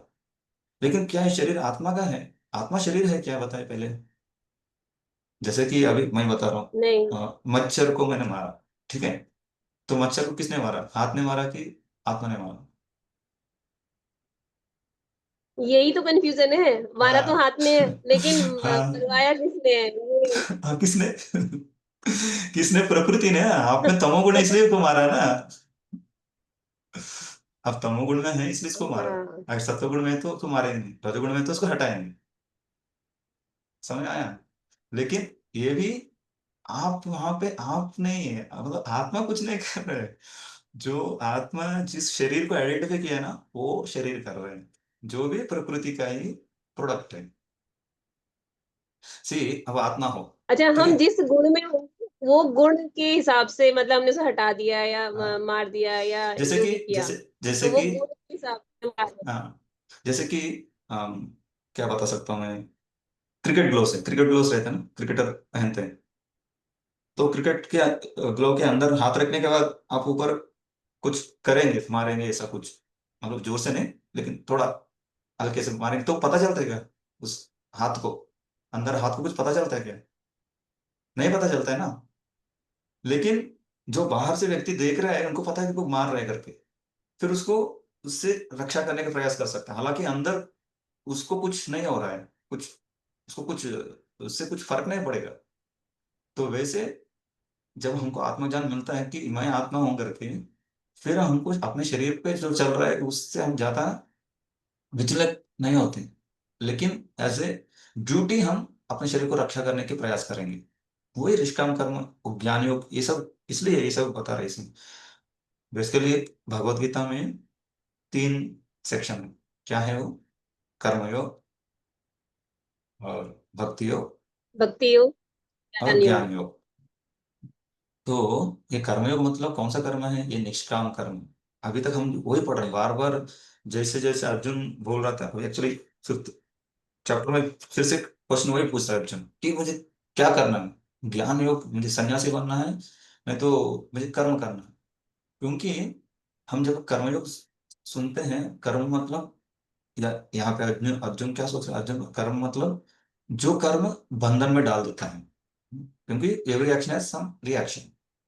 तो जैसे मैं कुछ करूंगा, फिर मैं इस कर्म में फंस जाऊंगा, तो अभी मैं उनको मारूंगा, तो मैं कर्म में, जो भी बुरा कर्म है, पाप कर्म है, वो मुझे लग जाएगा, इस तरह का सोच रहे थे। और दूसरा जब ज्ञान योग की बात कर रहे, तो उनको लग रहा था कि सब कुछ छोड़ के सिर्फ बैठ के ध्यान करना, ये करना है क्या मुझे, इन दोनों में क्या बेहतर है। इसके पहले तीसरा अध्याय में पूछे थे, हम अभी 5 दिन फिर से पूछेंगे सेम क्वेश्चन। तो एक्चुअली भगवान यहाँ पे हाँ, इसमें भी पूछ रहे ज्ञान योग के हैं बारे में कि नहीं ये बता ज्यादा रहे। हम्म, ज्ञान के युक्त कर्म करना, ये क्वेश्चन है हाँ, पहला ही। यस, ज्ञान योग की बात नहीं कर रहे भगवान, यार जो सकाम कर्मयोग है जिसमें कुछ इच्छाओं से कर्म करके उसमें बंधन में फंसते, वो नहीं, निष्काम कर्मयोग की बात कर रहे हैं। क्योंकि जब निष्काम कर्म योग करेंगे व्यक्ति, मतलब कर्म करेंगे लेकिन फल की अपेक्षा नहीं करेंगे, उससे क्या होता है, ज्ञान डेवलप होता है, आत्मज्ञान डेवलप होता है। फिर आप इस तरह से जब निष्काम कर्म योग में परफेक्ट हो जाएगा व्यक्ति, तो उनका अंतःकरण शुद्ध हो जाता है। फिर वो ज्ञान योग, एक्चुअली ज्ञान योग, जिसमें वो सच में कुछ नहीं करता है, किसी प्रकार का क्रिया नहीं रहता, उसमें सिर्फ साधना रहता है, उनका ध्यान करेगा, ज्ञान शास्त्र पढ़ता रहेगा, और फिर वो कहाँ जाएगा, ब्रह्मांड में जाएगा। भगवान का 3 स्तर है, वो आप सब वो भी सब जानते हैं, क्या है वो, क्या मत है भगवान के? ब्रह्म, ब्र- आत्मा और भगवान। ब्रह्मन, ब्रह्म मत बोली, ब्रह्मन, ब्रह्मन, परमात्मा और भगवान। तो भगवान। निष्काम कर्मयोगी या कर्मयोगी जो है, मैं जस्ट छोटा सा ड्राइंग दिखाने का प्रयास करूंगा। तो आपको कुछ क्वेश्चन है क्या रजनाथ प्रभु? मैं आपका आंसर सुनना ही पाए, सुनना ही या पढ़ना ही पाए, क्योंकि समय नहीं था। मैं आपका अभी दे बताइए प्रभु, मैं माता जी को बताऊंगा, अभी कुछ प्रश्न तो बता।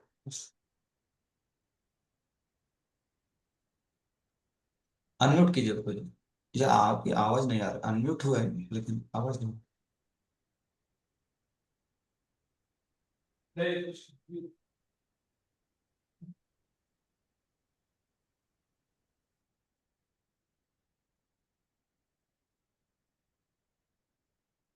सुनाई नहीं दे रहा कोई आपकी आवाज।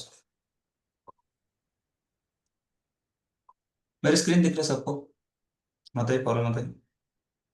वन नोट नोट्स दिख रहे हैं, फोर्थ चैप्टर करके। हाँ, दिख रहा है। बस सर। तो बताइए या सबके लिए कि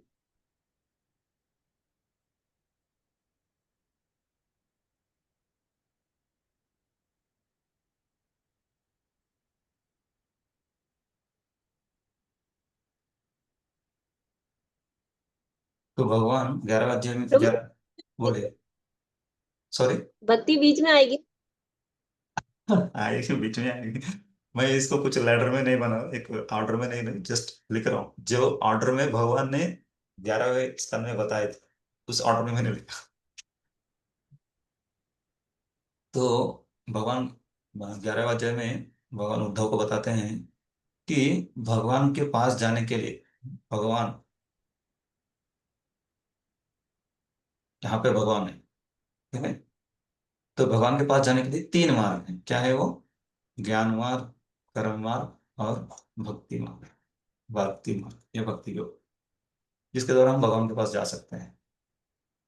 लेकिन ये कर्म जो है, हाँ, ये कर्म मार्ग मतलब जो है निष्काम कर्म, निष्काम कर्म।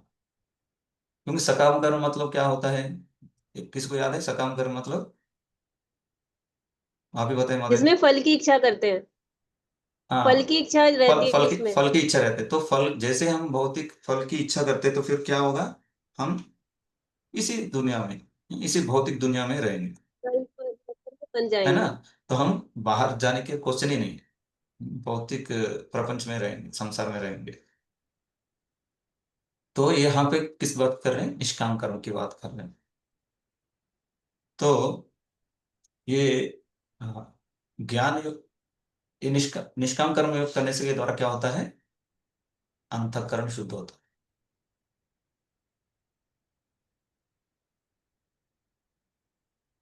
बेसिकली अंतःकरण शुद्ध मतलब क्या है, उनको, मैं शरीर नहीं हूं, आत्मा हूं, आत्मा हूं, इस तरह का ज्ञान मिलता है उनको। ये है अंतःकरण शुद्धि, ठीक है। फिर अंतःकरण शुद्ध होने के बाद फिर वो व्यक्ति क्या करता है, वो ज्ञान योग का सहारा लेता है, सहारा लेकर फिर वो भगवान के पास पहुंचता है। ये तीनों योग किसके लिए, भगवान के पास जाने के लिए ना, माता जी सुन रहे हैं ना, क्योंकि मैं आपको स्क्रीन नहीं देख रहा। जी प्रभु। हाँ, तीनों मार्ग किसके लिए? भगवान के पास जाने के लिए। तो ये कर्मयोग जो निष्काम कर्म करता है उसमें वो निष्णात बनता है, परिपूर्ण हो जाता है, फिर वो ज्ञान योग की साधना लेकर भगवान के पास जाने के प्रयास करता है। तो ये भगवान में भी तीन स्तर है ना? क्या है तीन? एक आपने बताया ना पहले, ब्रह्मन, ब्रह्म, परमात्मा और भगवान। परमात्मा और भगवान, एक्चुअल भगवान। इसको भगवान नहीं, इसको एरेस करके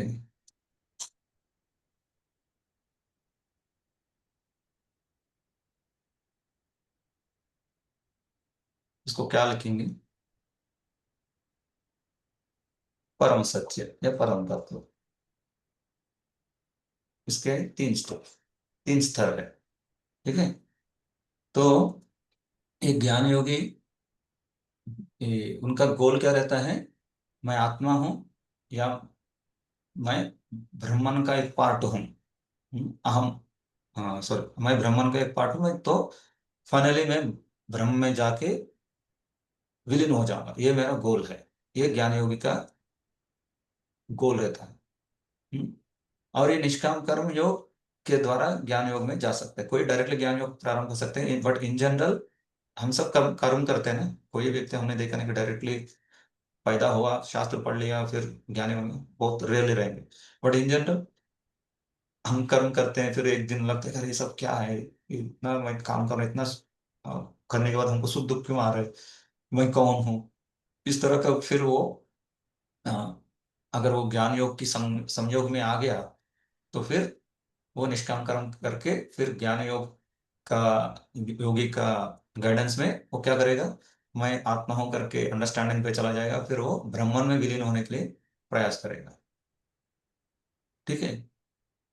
और दूसरा, हाँ, जब ये व्यक्ति कर्मयोग करते हुए भगवान की प्रसन्नता के लिए करने लगे, इसमें भगवान की प्रसन्नता का क्वेश्चन नहीं है, वो सिर्फ निष्काम कर, मैं अपना ड्यूटी करूंगा, है ना, do your duty, work is worship. उसमें ड्यूटी करेगा, लेकिन किसके लिए? भगवान की प्रसन्नता के लिए नहीं, वो मेरा धर्म है इसलिए मैं कर रहा हूँ। हाँ। और अगर ये व्यक्ति भक्तों के संग में आ गया, कर्मयोग योगी, फिर वो भगवान की प्रसन्नता के लिए करने लगा। हम्म, फिर वो उनका भक्ति योग स्टार्ट होगा। लेकिन जब वो, हाँ, दृढ़ श्रद्धा दृढ़ श्रद्धा में डेवलप होता है, फिर वो एक्चुअली जो अभी हम पढ़ते हैं ना, भजन, साधु संग, है ना, श्रद्धा, साधु संग, भजन क्रिया, वो सब स्टार्ट होता है। फिर वहां से वो कहाँ जाता है? भगवान पे जा सकता है, या कोई किसी को चाहे तो परमात्मा, परमात्मावादी भाई कुछ लोग रहते हैं वहां पे जा सकते हैं, बट मैक्सिमम भगवान की भक्तों, शुद्ध भक्तों के संग में आए, तो वो भगवान के पास जाते हैं। इस तरह से कुछ समझ में आया है किसी को? माता जी, आपको समझ में आया एटलीस्ट?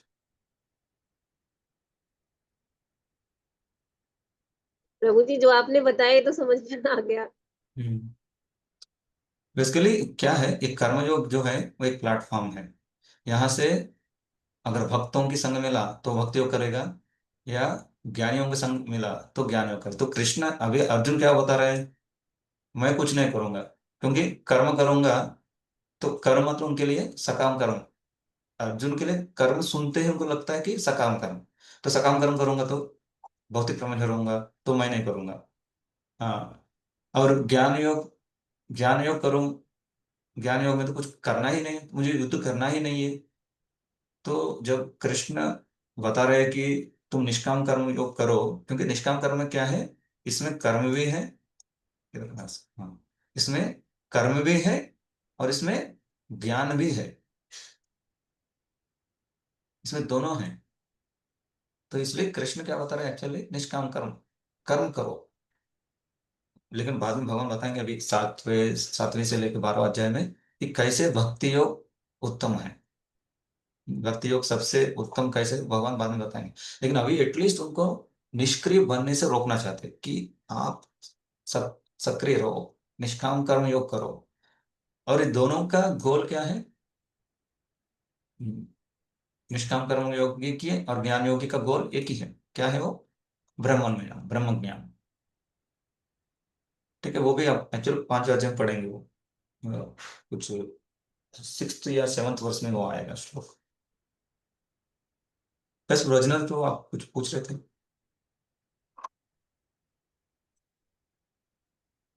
चले गए प्रभु। हाँ ब्रो, ब्रजनाथ ब्रो, आपका आवाज आ नहीं रहा था, जब फिर से अनम्यूट करना। ब्रो एक बार हाथ उठाएंगे आप, मैं आपको।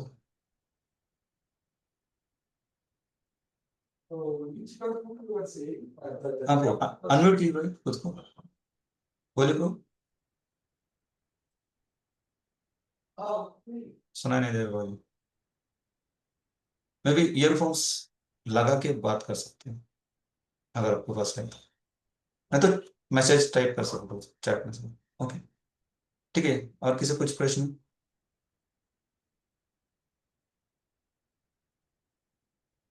तो समझ में आया माता जी आपको प्रॉब्लम, माता जी? हाँ प्रभु जी, जो आपने बता दिया ये तो समझ में आ गया, लेकिन अभी भी क्वेश्चन वही आ रहा है कि कर कौन क्या रहा है, कर्म? मतलब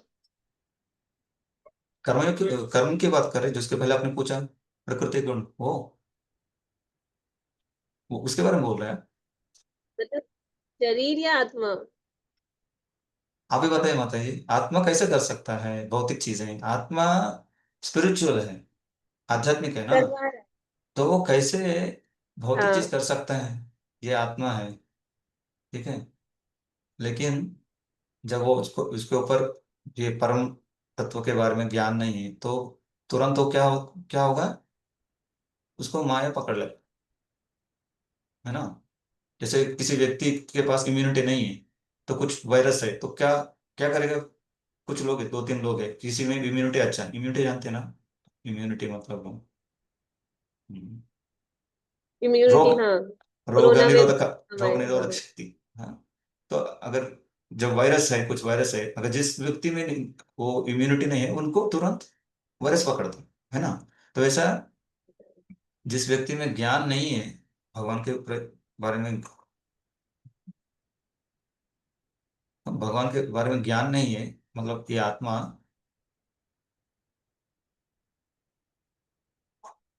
उसको अविद्या तुरंत पकड़ लेता है।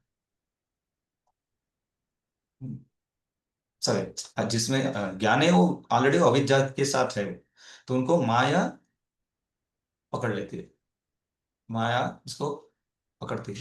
तो माया मतलब प्रकृति, यहाँ पे माया, भौतिक दुनिया में माया क्या है? प्रकृति। तो प्रकृति मतलब क्या है? 3 गुण। तो माया पकड़नी है मतलब माया उसको एक शरीर दे दी, एक शरीर दे दिया, और उसको तीनों गुणों में रख दिया, ठीक है। तो जब भी कुछ होता है, तो एक्चुअली कर कौन रहा है? ये शरीर कर रहा है, भौतिक और स्थूल शरीर। अगर प्रभु जी हम इस टर्म में लेते हैं कि शरीर कर रहा है, आत्मा निकलते ही शरीर तो बिल्कुल बेकार हो जाता है, मतलब ये तो मृत्यु है एक तरह से। हाँ,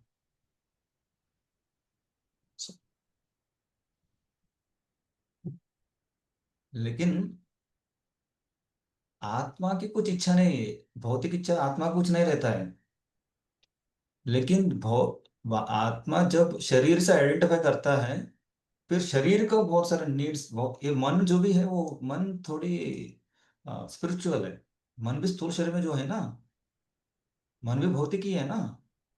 तो इच्छा कहाँ से आती है? मन से आता है ना। और मन कहाँ पे है? अच्छा, मन भौतिक है। हाँ, सही, अरे बाबू, ठीक है। हे कृष्णा, मन भौतिक है माता जी। वो सूक्ष्म शरीर है। ठीक मन, बुद्धि, ठीक है प्रभु जी, अब आगे प्रभु जी। अहंकार, ये तीन है ना, ये तीन सूक्ष्म शरीर है। और स्थूल शरीर जो पंच महाभूत है, तो दोनों स्थूल ही दोनों भौतिक ही है। तो इच्छा कहाँ से आ रही है? यहाँ से आ रहा है, तो वो भी कहाँ से है? आत्मा का क्या संबंध है? लेकिन मैं जब सोचूंगा कि मैं मन हूं, तो फिर मैंने किया। मैं सोचूंगा कि मैं बुद्धि हूं, तो बुद्धि से जो हो रहा है, हाँ मैंने किया। जो मैं सोचा मैं प्राइम मिनिस्टर हूँ, जो अहंकार है, ठीक है मैंने किया। लेकिन ये तो हूं नहीं ना, ये तो सच्चिदानंद विग्रह, जीवात्मा है, सच्चिदानंद विग्रह है वो। समझ आ गया प्रभु जी, बहुत बहुत धन्यवाद। बहुत कंफ्यूजन हो गई थी मुझे। पता नहीं आपकी आप, सारी क्लास खराब कर दी मैंने। नहीं और किसी को कंफ्यूज धन्यवाद नहीं प्रभु आना जी। चाहिए। किसी को कंफ्यूज ना हो तो फिर सोचना पड़ेगा। ठीक है, आज 5 बजे से हम स्टार्ट करेंगे। ठीक है, प्रेम जिसको किसी को कुछ प्रश्न है तो पूछ सकते हैं अभी, और 10-15 मिनट हम प्रश्न ही करेंगे आज। प्रेम है मुझे। हाँ, रजनाथ बोले, बोली मत। हरे अच्छा। कृष्ण भगवान। प्रभु जी मैं तो ये कह रही थी कि बताते हैं कि आत्मा को फ्री विल दी गई है, आंशिक हाँ, स्वतंत्रता, कि वो कोई भी कार्य करने की इच्छा कर सकता है। लेकिन प्रभु जी जो हम इच्छा इधर उधर की उल्टी सीधी करते हैं उसका फ्री कारण विल, क्या बता मतलब ये नहीं है? फ्री, मतलब आपके एक्चुअली वॉइस ब्रेक हो रही है। दूसरी चीज है, फ्री विल किसके पास है? जो शुद्ध है। जो शुद्ध नहीं है वो ऑलरेडी माया के चंगुल में फंसा हुआ है। जैसे कि अगर मैं पिंजरा में हूं, तो मेरा फ्रीडम कितना है? समझ रहे हैं? मैं समझूंगा कि मैं भौतिक शरीर हूं करके, तो मेरे पास इंडिपेंडेंस कितना है? फ्री विल कितना रहता है? कुछ नहीं रहता। तो प्रभु जी ये जो आत्मा को भूलने मतलब आत्मा ये भूल गया है कि भगवान है और भगवान से हमारा संबंध है, उसी वजह से ये फल भुगतने पड़ते हैं। हम जो गुण है 3 गुण उनकी चपेट में आ जाते हैं, और फिर जो हम कर्म करते हैं अपने मतलब शरीर से। वॉइस वॉइस क्लियर नहीं होता है, मतलब एटलीस्ट मुझे सुनाई नहीं दे रहा क्लियरली। अच्छा प्रभु जी आवाज आ रही है प्रभु जी अब? आवाज आ रही है, लेकिन उसके साथ बहुत सारा नॉइस भी आ रहा है। अच्छा बोलूँ फिर प्रभु जी? हाँ बोलिए। ट्राई कीजिए। नहीं, इसी की मतलब जो फिर इसका मतलब हम जो करते हैं वो इसी मतलब हमारी जो गलतियां होती हैं, जो भी हम बुरे कार्य करते हैं वो हम इसी हम्म। वजह से करते हैं क्योंकि हम भगवान को भूल गए हैं, और हम इसी वजह से प्रकृति के 3 गुण की चपेट में आ जाते हैं। हम्म। और तो फिर हमारा जो सूक्ष्म शरीर जो भी करवाता है, हमारा ग्रॉस बॉडी जो है जो मतलब करती ये है। हम नहीं आ रहे, अपने शरीर आ रहे। हम किसी भी के अंडर आ नहीं सकते, सिर्फ भगवान का सेवक ही बन के रह सकते हैं। लेकिन अगर हम, मतलब मैं जो आत्मा सोच रहा हूँ कि मैं ये शरीर हूं करके, फिर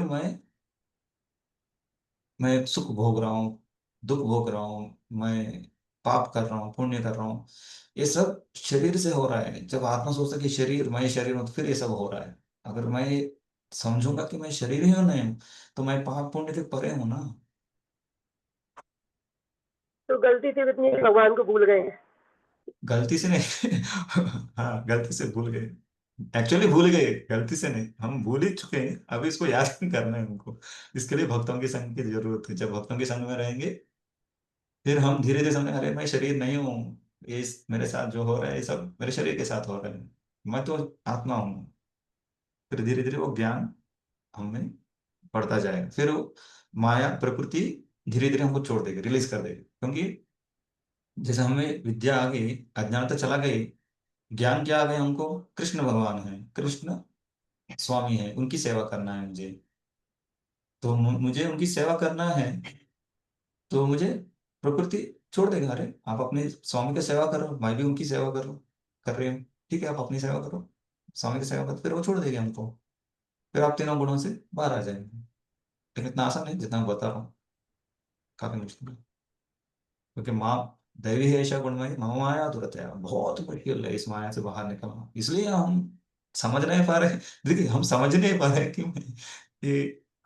मैं शरीर हूँ कि आत्मा हूँ, बोल रहे हैं लेकिन समझ नहीं पा रहे। अगर समझेंगे तो हमें ये क्वेश्चन फिर से बार बार हम पूछेंगे नहीं।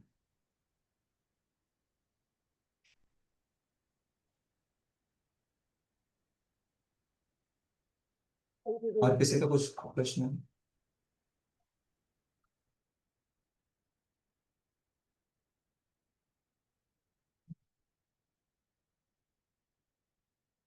वज्रा तो मैं आप क्वेश्चन का आंसर में चैट में देख लूँ।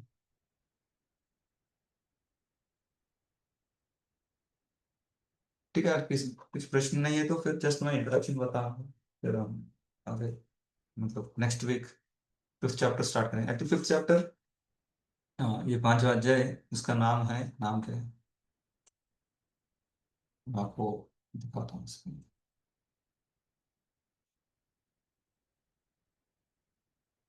तो छोटा अध्याय हो गया, पांचवा अध्याय है, का नाम क्या है, कर्मयोग कृष्ण भावना भावित कर्म।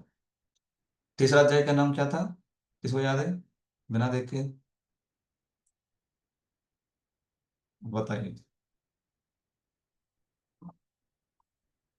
बिना देखे कौन बताएंगे।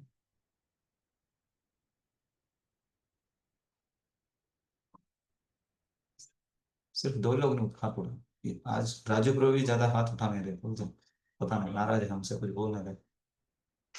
वीर तबीयत वीर, खराब है प्रभु जी का। हाँ अच्छा अच्छा अच्छा, Krishna, sorry bro, sorry sorry. Divya Gyan. इसलिए हाथ नहीं उठा रहे। Take rest. हाँ Divya Gyan, yes bro, Veer Narsingh bro. दो जाना है। सो यस दिव्य, ना, दिव्य ज्ञान किसने बता नहीं, मैं तीसरे अध्याय की नाम पूछ रहा था, दिव्य ज्ञान करके बता के प्रभु जी ने हाथ नीचे कर दिया। कर्मयोग। अश्विनी माता जी बताएंगे, अभी तक तो देख लिए रहेंगे। कर्म योग है ना प्रभु जी। पक्का कर्म देख के बताए माता जी, या बिना देख के बता रहे।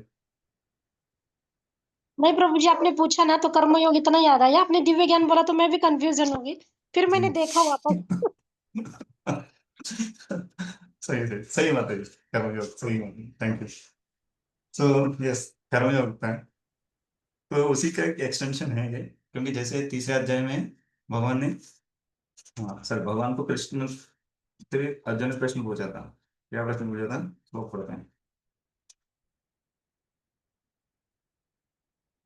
अर्जुन उवाच, जायसी चेत् कर्मणस्ते मता बुद्धिर्जनार्दन तत्किं कर्मणि घोरे मां नियोजयसि केशव। मुझे बताओ, ठीक ठीक बताओ कि बुद्धि बुद्धि को सकाम कर्म से श्रेष्ठ समझते हैं, तो फिर मुझे इस घोर युद्ध में क्यों लगाना चाहते हैं। और नेक्स्ट श्लोक में बता के, व्यामिश्रेणेव वाक्य ना बुद्धि मोहयसी वमे तदेकं वद निश्चित्य येन श्रेयो अहम अमाप्नुयाम। कौन सा श्रेय, मुझे ठीक ठीक बताओ, मुझे कंफ्यूजन मत डालो। हम्म, कि क्या श्रेय है, बुद्धि, अर्जुन के लिए बुद्धि मतलब ज्ञान योग, जिसमें कुछ करना नहीं है, ओम शांति शांति, निष्क्रिय रहना। और अर्जुन के लिए कर्म मतलब कर्मयोग, सकाम कर्म, कि जिसमें कर्म करेंगे फिर उसके बंधन में फंस जाएंगे। तो उनका दो ही मीनिंग है, बुद्धि, जैसे बुद्धि बोलेंगे, ज्ञान बोलेंगे, उनके लिए ज्ञान योग जिसमें कुछ नहीं करना, निष्क्रिय होना। और कर्म बोलेंगे भगवान, तो तुरंत उनको ये लगता है कि ये कर्मयोग, सकाम कर्म, जिसमें मैं कुछ फल की इच्छा से करूंगा और उसका फल में मैं हाँ, फंस जाऊंगा, इस तरह का उनका अंडरस्टैंडिंग था। लेकिन जब भगवान ज्ञान बोलते हैं, बुद्धि बोलते हैं, तो वहां पे ज्ञान योग सही तो सही सही है, लेकिन भगवान जब कर्म बोलते हैं, वहां पे वो निष्काम कर्म की बात कर रहे हैं। अर्जुन को समझ में नहीं आती, इसलिए बार बार पूछ रहे हैं। और तीसरा क्या है, प्रभुपाद जी इन सारे तात्पर्यों में कर्म जब बोलते हैं, प्रभुपाद जी तुरंत उसमें कृष्ण भावना भावित कर्म, प्रभुपाद जी तुरंत उसमें भक्ति योग भी डाल देते हैं। तो हमको क्या हो सकता है, कंफ्यूज होता है कि एग्जैक्ट क्या चल रहा है यहाँ पे, भक्ति योग चल रहा है, निष्काम कर्म योग चल रहा है, कर्म योग चल रहा है, ज्ञान योग चल रहा है, ये कंफ्यूजन हो सकता है। लेकिन भगवान जब कर्म बोलते हैं, वो निष्काम कर्म के बारे में बता रहे हैं।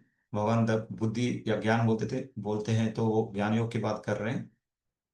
और अर्जुन उसको गलत समझ रहे हैं, कर्मयोग बोल रहे हैं तो उनको लग रहा है कि सकाम कर्म की सोच रहे हैं, और बुद्धि मतलब वो ठीक समझ रहे हैं। लेकिन उनको कर्मयोग जब जैसे सुनते हैं, उनके दिमाग में मैं फंस जाऊंगा, मैं बंधन में फिर से अटक जाऊंगा, वही उनका चिंतन है। इसलिए हाँ, वो बार बार प्रश्न पूछते, इसलिए फिर से चौथा अध्याय पूरा भगवान ने बताया कि ये दिव्य ज्ञान के बारे में क्या है, क्योंकि निष्काम कर्म करने के बाद ज्ञान के, निष्काम कर्म किस तरह से करना है, ज्ञान के साथ करना चाहिए, कर्म प्लस ज्ञान, आत्म की ज्ञान, क्योंकि उसके द्वारा उनका अंतकरण शुद्ध होगा, फिर वो ज्ञान योगी के मार्ग में जा सकता है। तो अर्जुन को फिर से वही प्रश्न उठा उनके दिमाग में। ज्योति माता जी, आपको क्या संशय आया, सर प्रश्न क्या है? अर्जुन को जैसा है आपको कुछ आया? बोलिए माता जी, अनम्यूट कीजिए, हरे कृष्णा प्रभु जी। बोलिए।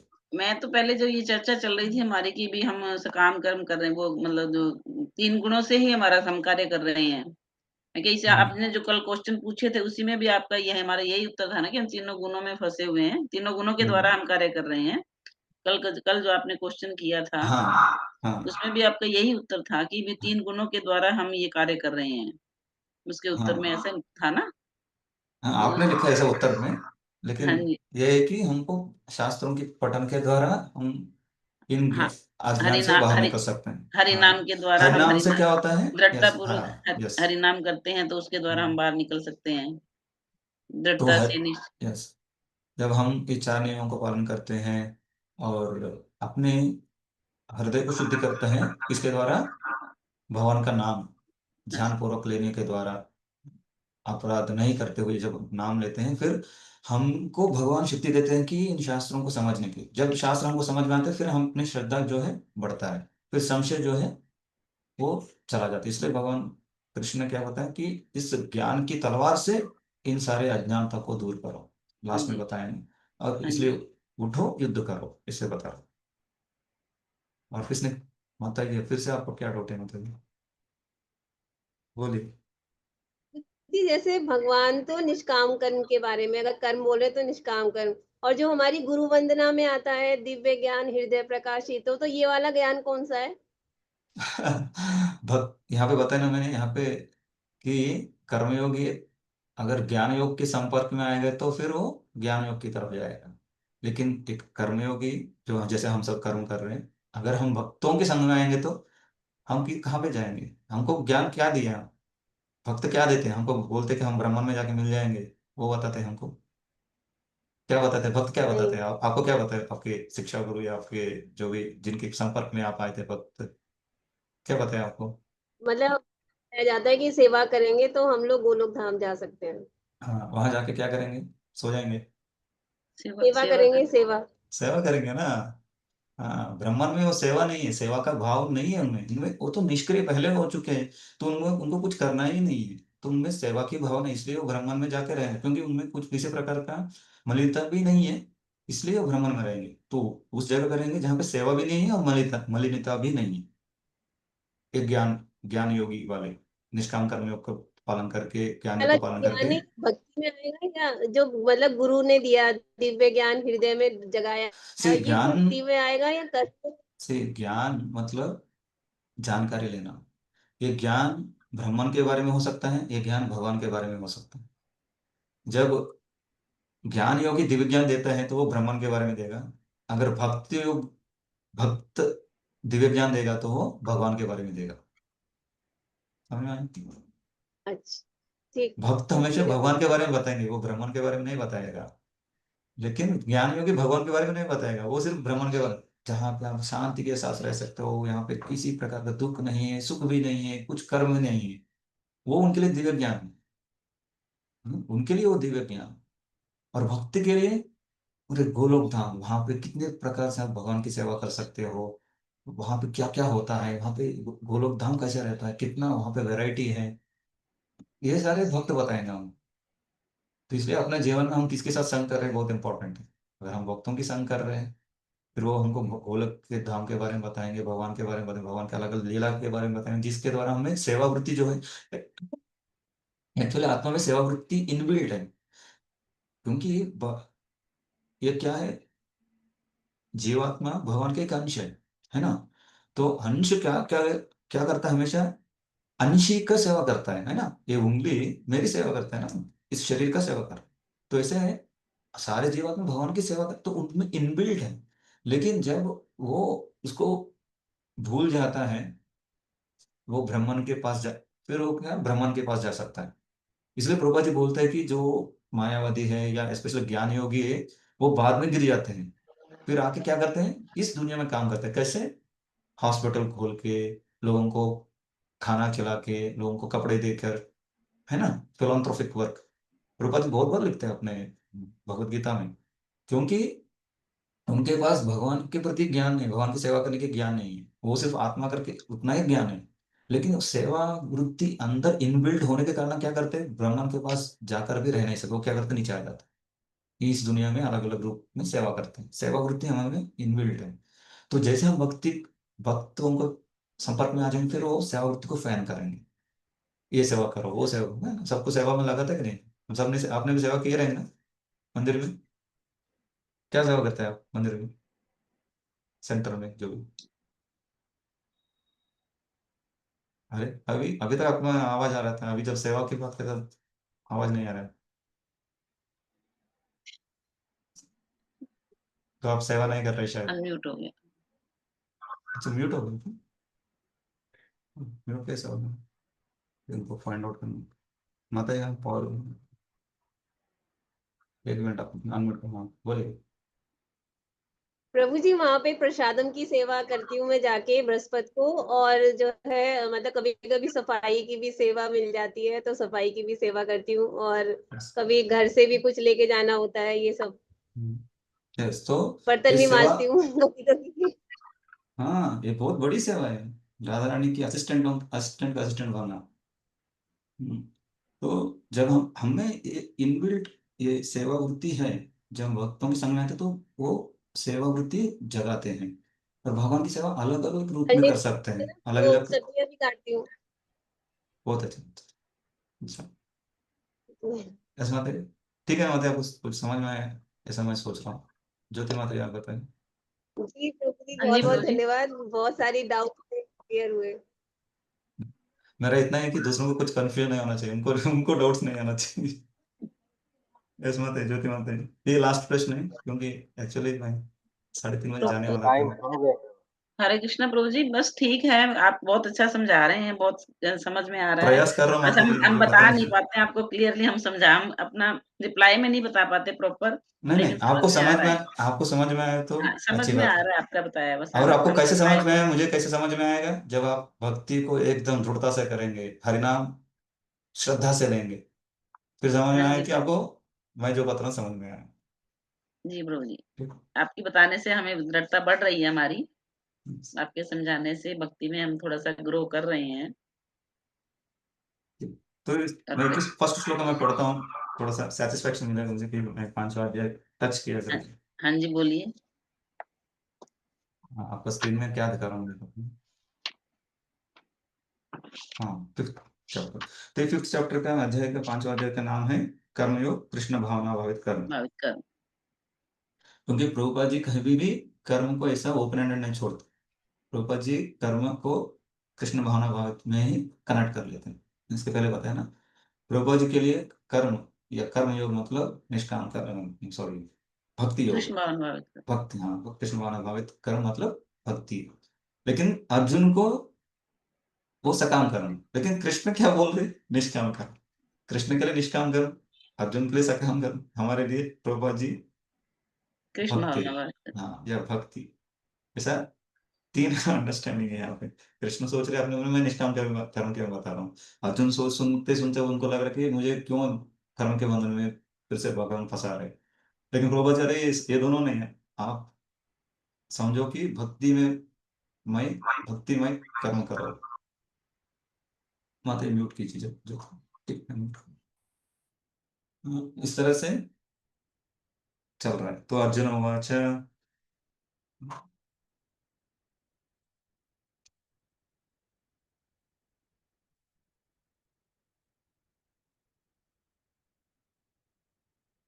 संन्यासं कर्मणां कृष्ण पुनर्योगं च शंससि यच्छ्रेययतयोरेकं तन्मे ब्रूहि सुनिश्चितम्।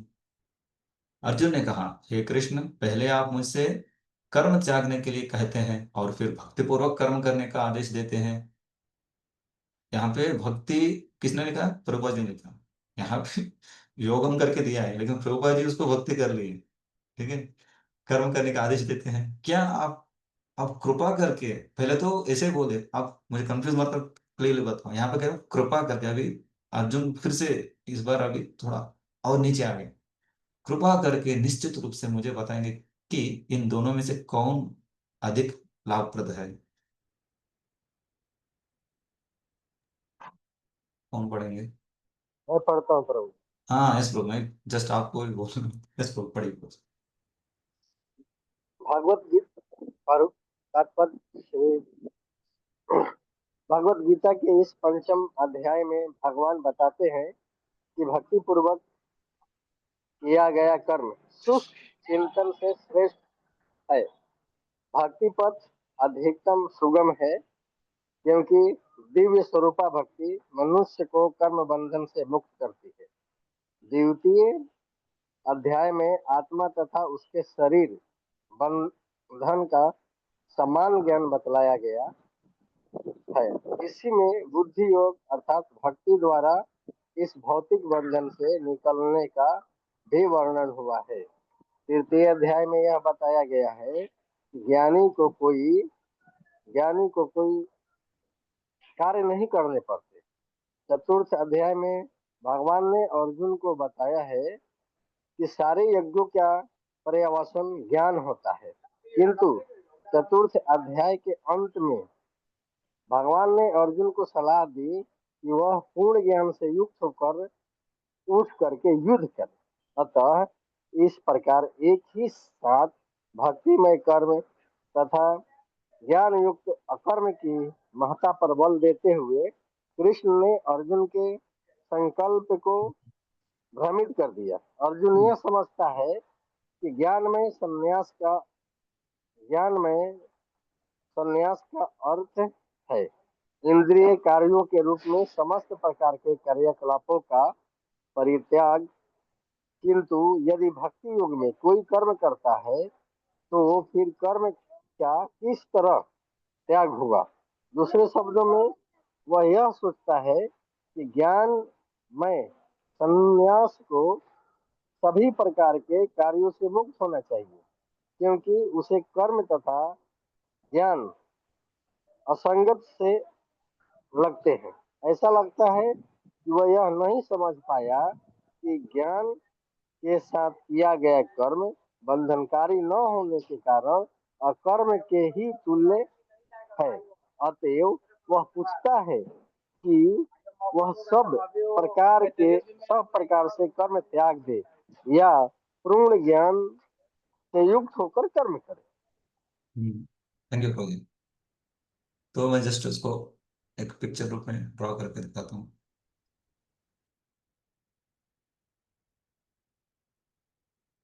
प्रभु जी मेरा स्क्रीन दिख रहा है फिर से वापस? देख रहे हैं प्रभु जी। तो अभी कौन सा अध्याय चल रहा है अपना? क्या है इसका नाम? तो कर्मयोग। ब्रैकेट्स में या हाइफन के बाद क्या है? कृष्ण भावना भाव।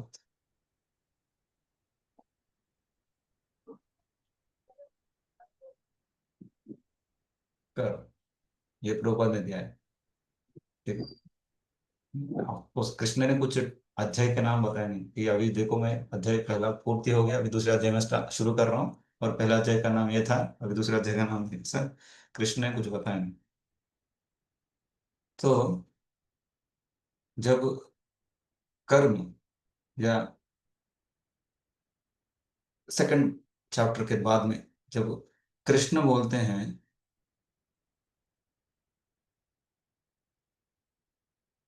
तो इसका अर्थ क्या लगता है? अर्जुन, अर्जुन के लिए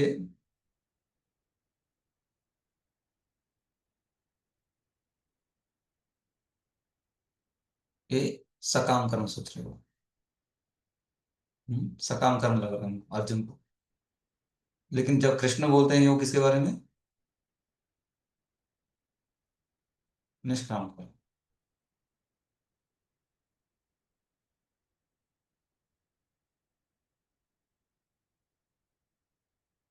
और क्या चीज है? हाँ, तो अर्जुन को लगता है कि हाँ ठीक है, एक कंप्लीट कर लेते हैं।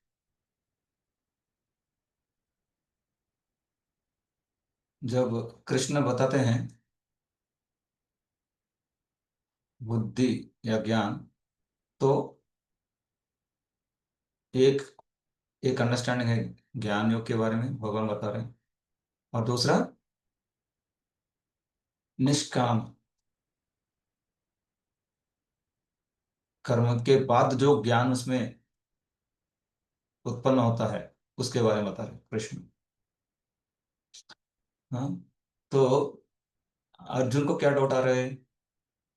अर्जुन के लिए संन्यास मतलब पूरा कर्म परित्याग या कर्म संन्यास। तो कर्म ही नहीं तो कर्म का फल क्या है? वो भी शून्य। दोनों नहीं, मतलब कर्म भी नहीं है, कर्म फल भी नहीं। लेकिन कृष्ण जब कर्म संन्यास बोलते हैं, ये किसके लिए? ये अर्जुन के लिए। लेकिन जब कृष्ण बोलते हैं कि संन्यास, हाँ, वो किसकी बात कर रहे हैं? कर्म संन्यास। कर्म संन्यास बोल रहे हैं भगवान? नहीं, वो कर्म फल की संन्यास की बात कर रहे हैं। लेकिन यहाँ पे अर्जुन को कंफ्यूजन हो रहा है। जैसे कृष्ण बता रहे हैं संन्यास के नाम सुनता है, तो अर्जुन को क्या लगता था? कर्म संन्यास। लेकिन कृष्ण बोल रहे कर्म संन्यास। कर्म से नहीं, कर्म फल की संन्यास करो, कर्म करो लेकिन फल, कर्म फल की संन्यास करो। इसी को क्या बोलते हैं? निष्काम कर्म, जिसमें कर्म है लेकिन संन्यास भी है। किससे? कर्म फल से। जो भी यहाँ लिखा, सॉरी वही रिपीट, कर्म फल से संन्यास भी है, त्याग, त्याग या विरक्ति का भाव है, अनासक्ति का भाव है। लेकिन कर्म से कर्म तो रहेगा उसमें। हम्म, तो तीसरा अध्याय में या दूसरा अध्याय में ये पढ़े कि इस तरह के जब कर्म करते हैं कोई व्यक्ति, तो इसमें जो कर्म है ना, जो बुद्धिमान है, भगवान ने क्या बताया? जो बुद्धिमान या विद्वान व्यक्ति जो है, इसमें जो कर्म है ना, एक कर्म, उसको अकर्म करके समझता है। क्यों? क्योंकि एक कर्म का फल नहीं लेने की वजह से इस कर्म का कोई बंधन उसमें नहीं रहता है। तो इसकी वजह से ये क्या बनता है? अकर्म। एक्शन इन एक्शन, याद है चौथे अध्याय में श्लोक क्या है, संख्या?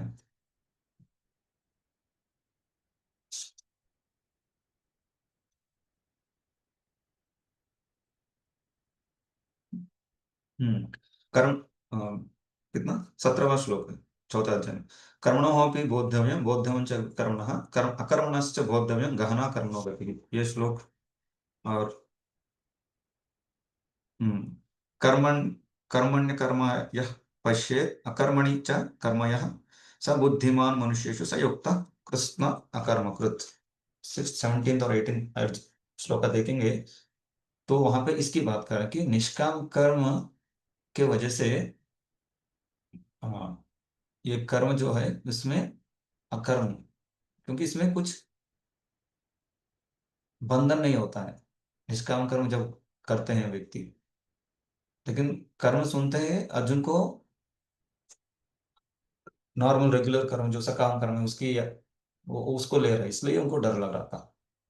तो इसलिए बुद्धिमान व्यक्ति जब कोई देखता है कि कोई व्यक्ति निष्काम कर्म कर रहा है या भक्ति कर रहे हैं, तो उस कर्म में वो किसको देख सकते हैं? अकर्म को देख सकता है। ठीक है।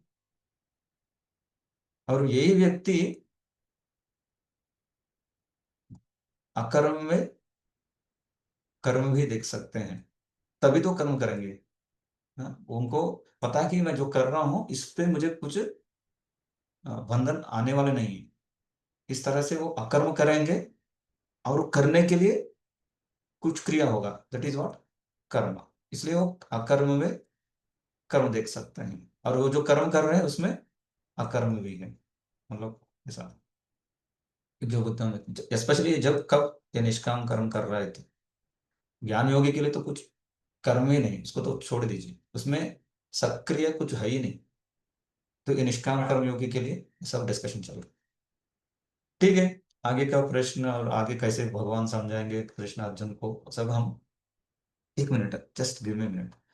लगता है कि हमारा क्लास कैंसिल हो गया, जस्ट अगर हो गया तो हम थोड़ा आगे बढ़ा।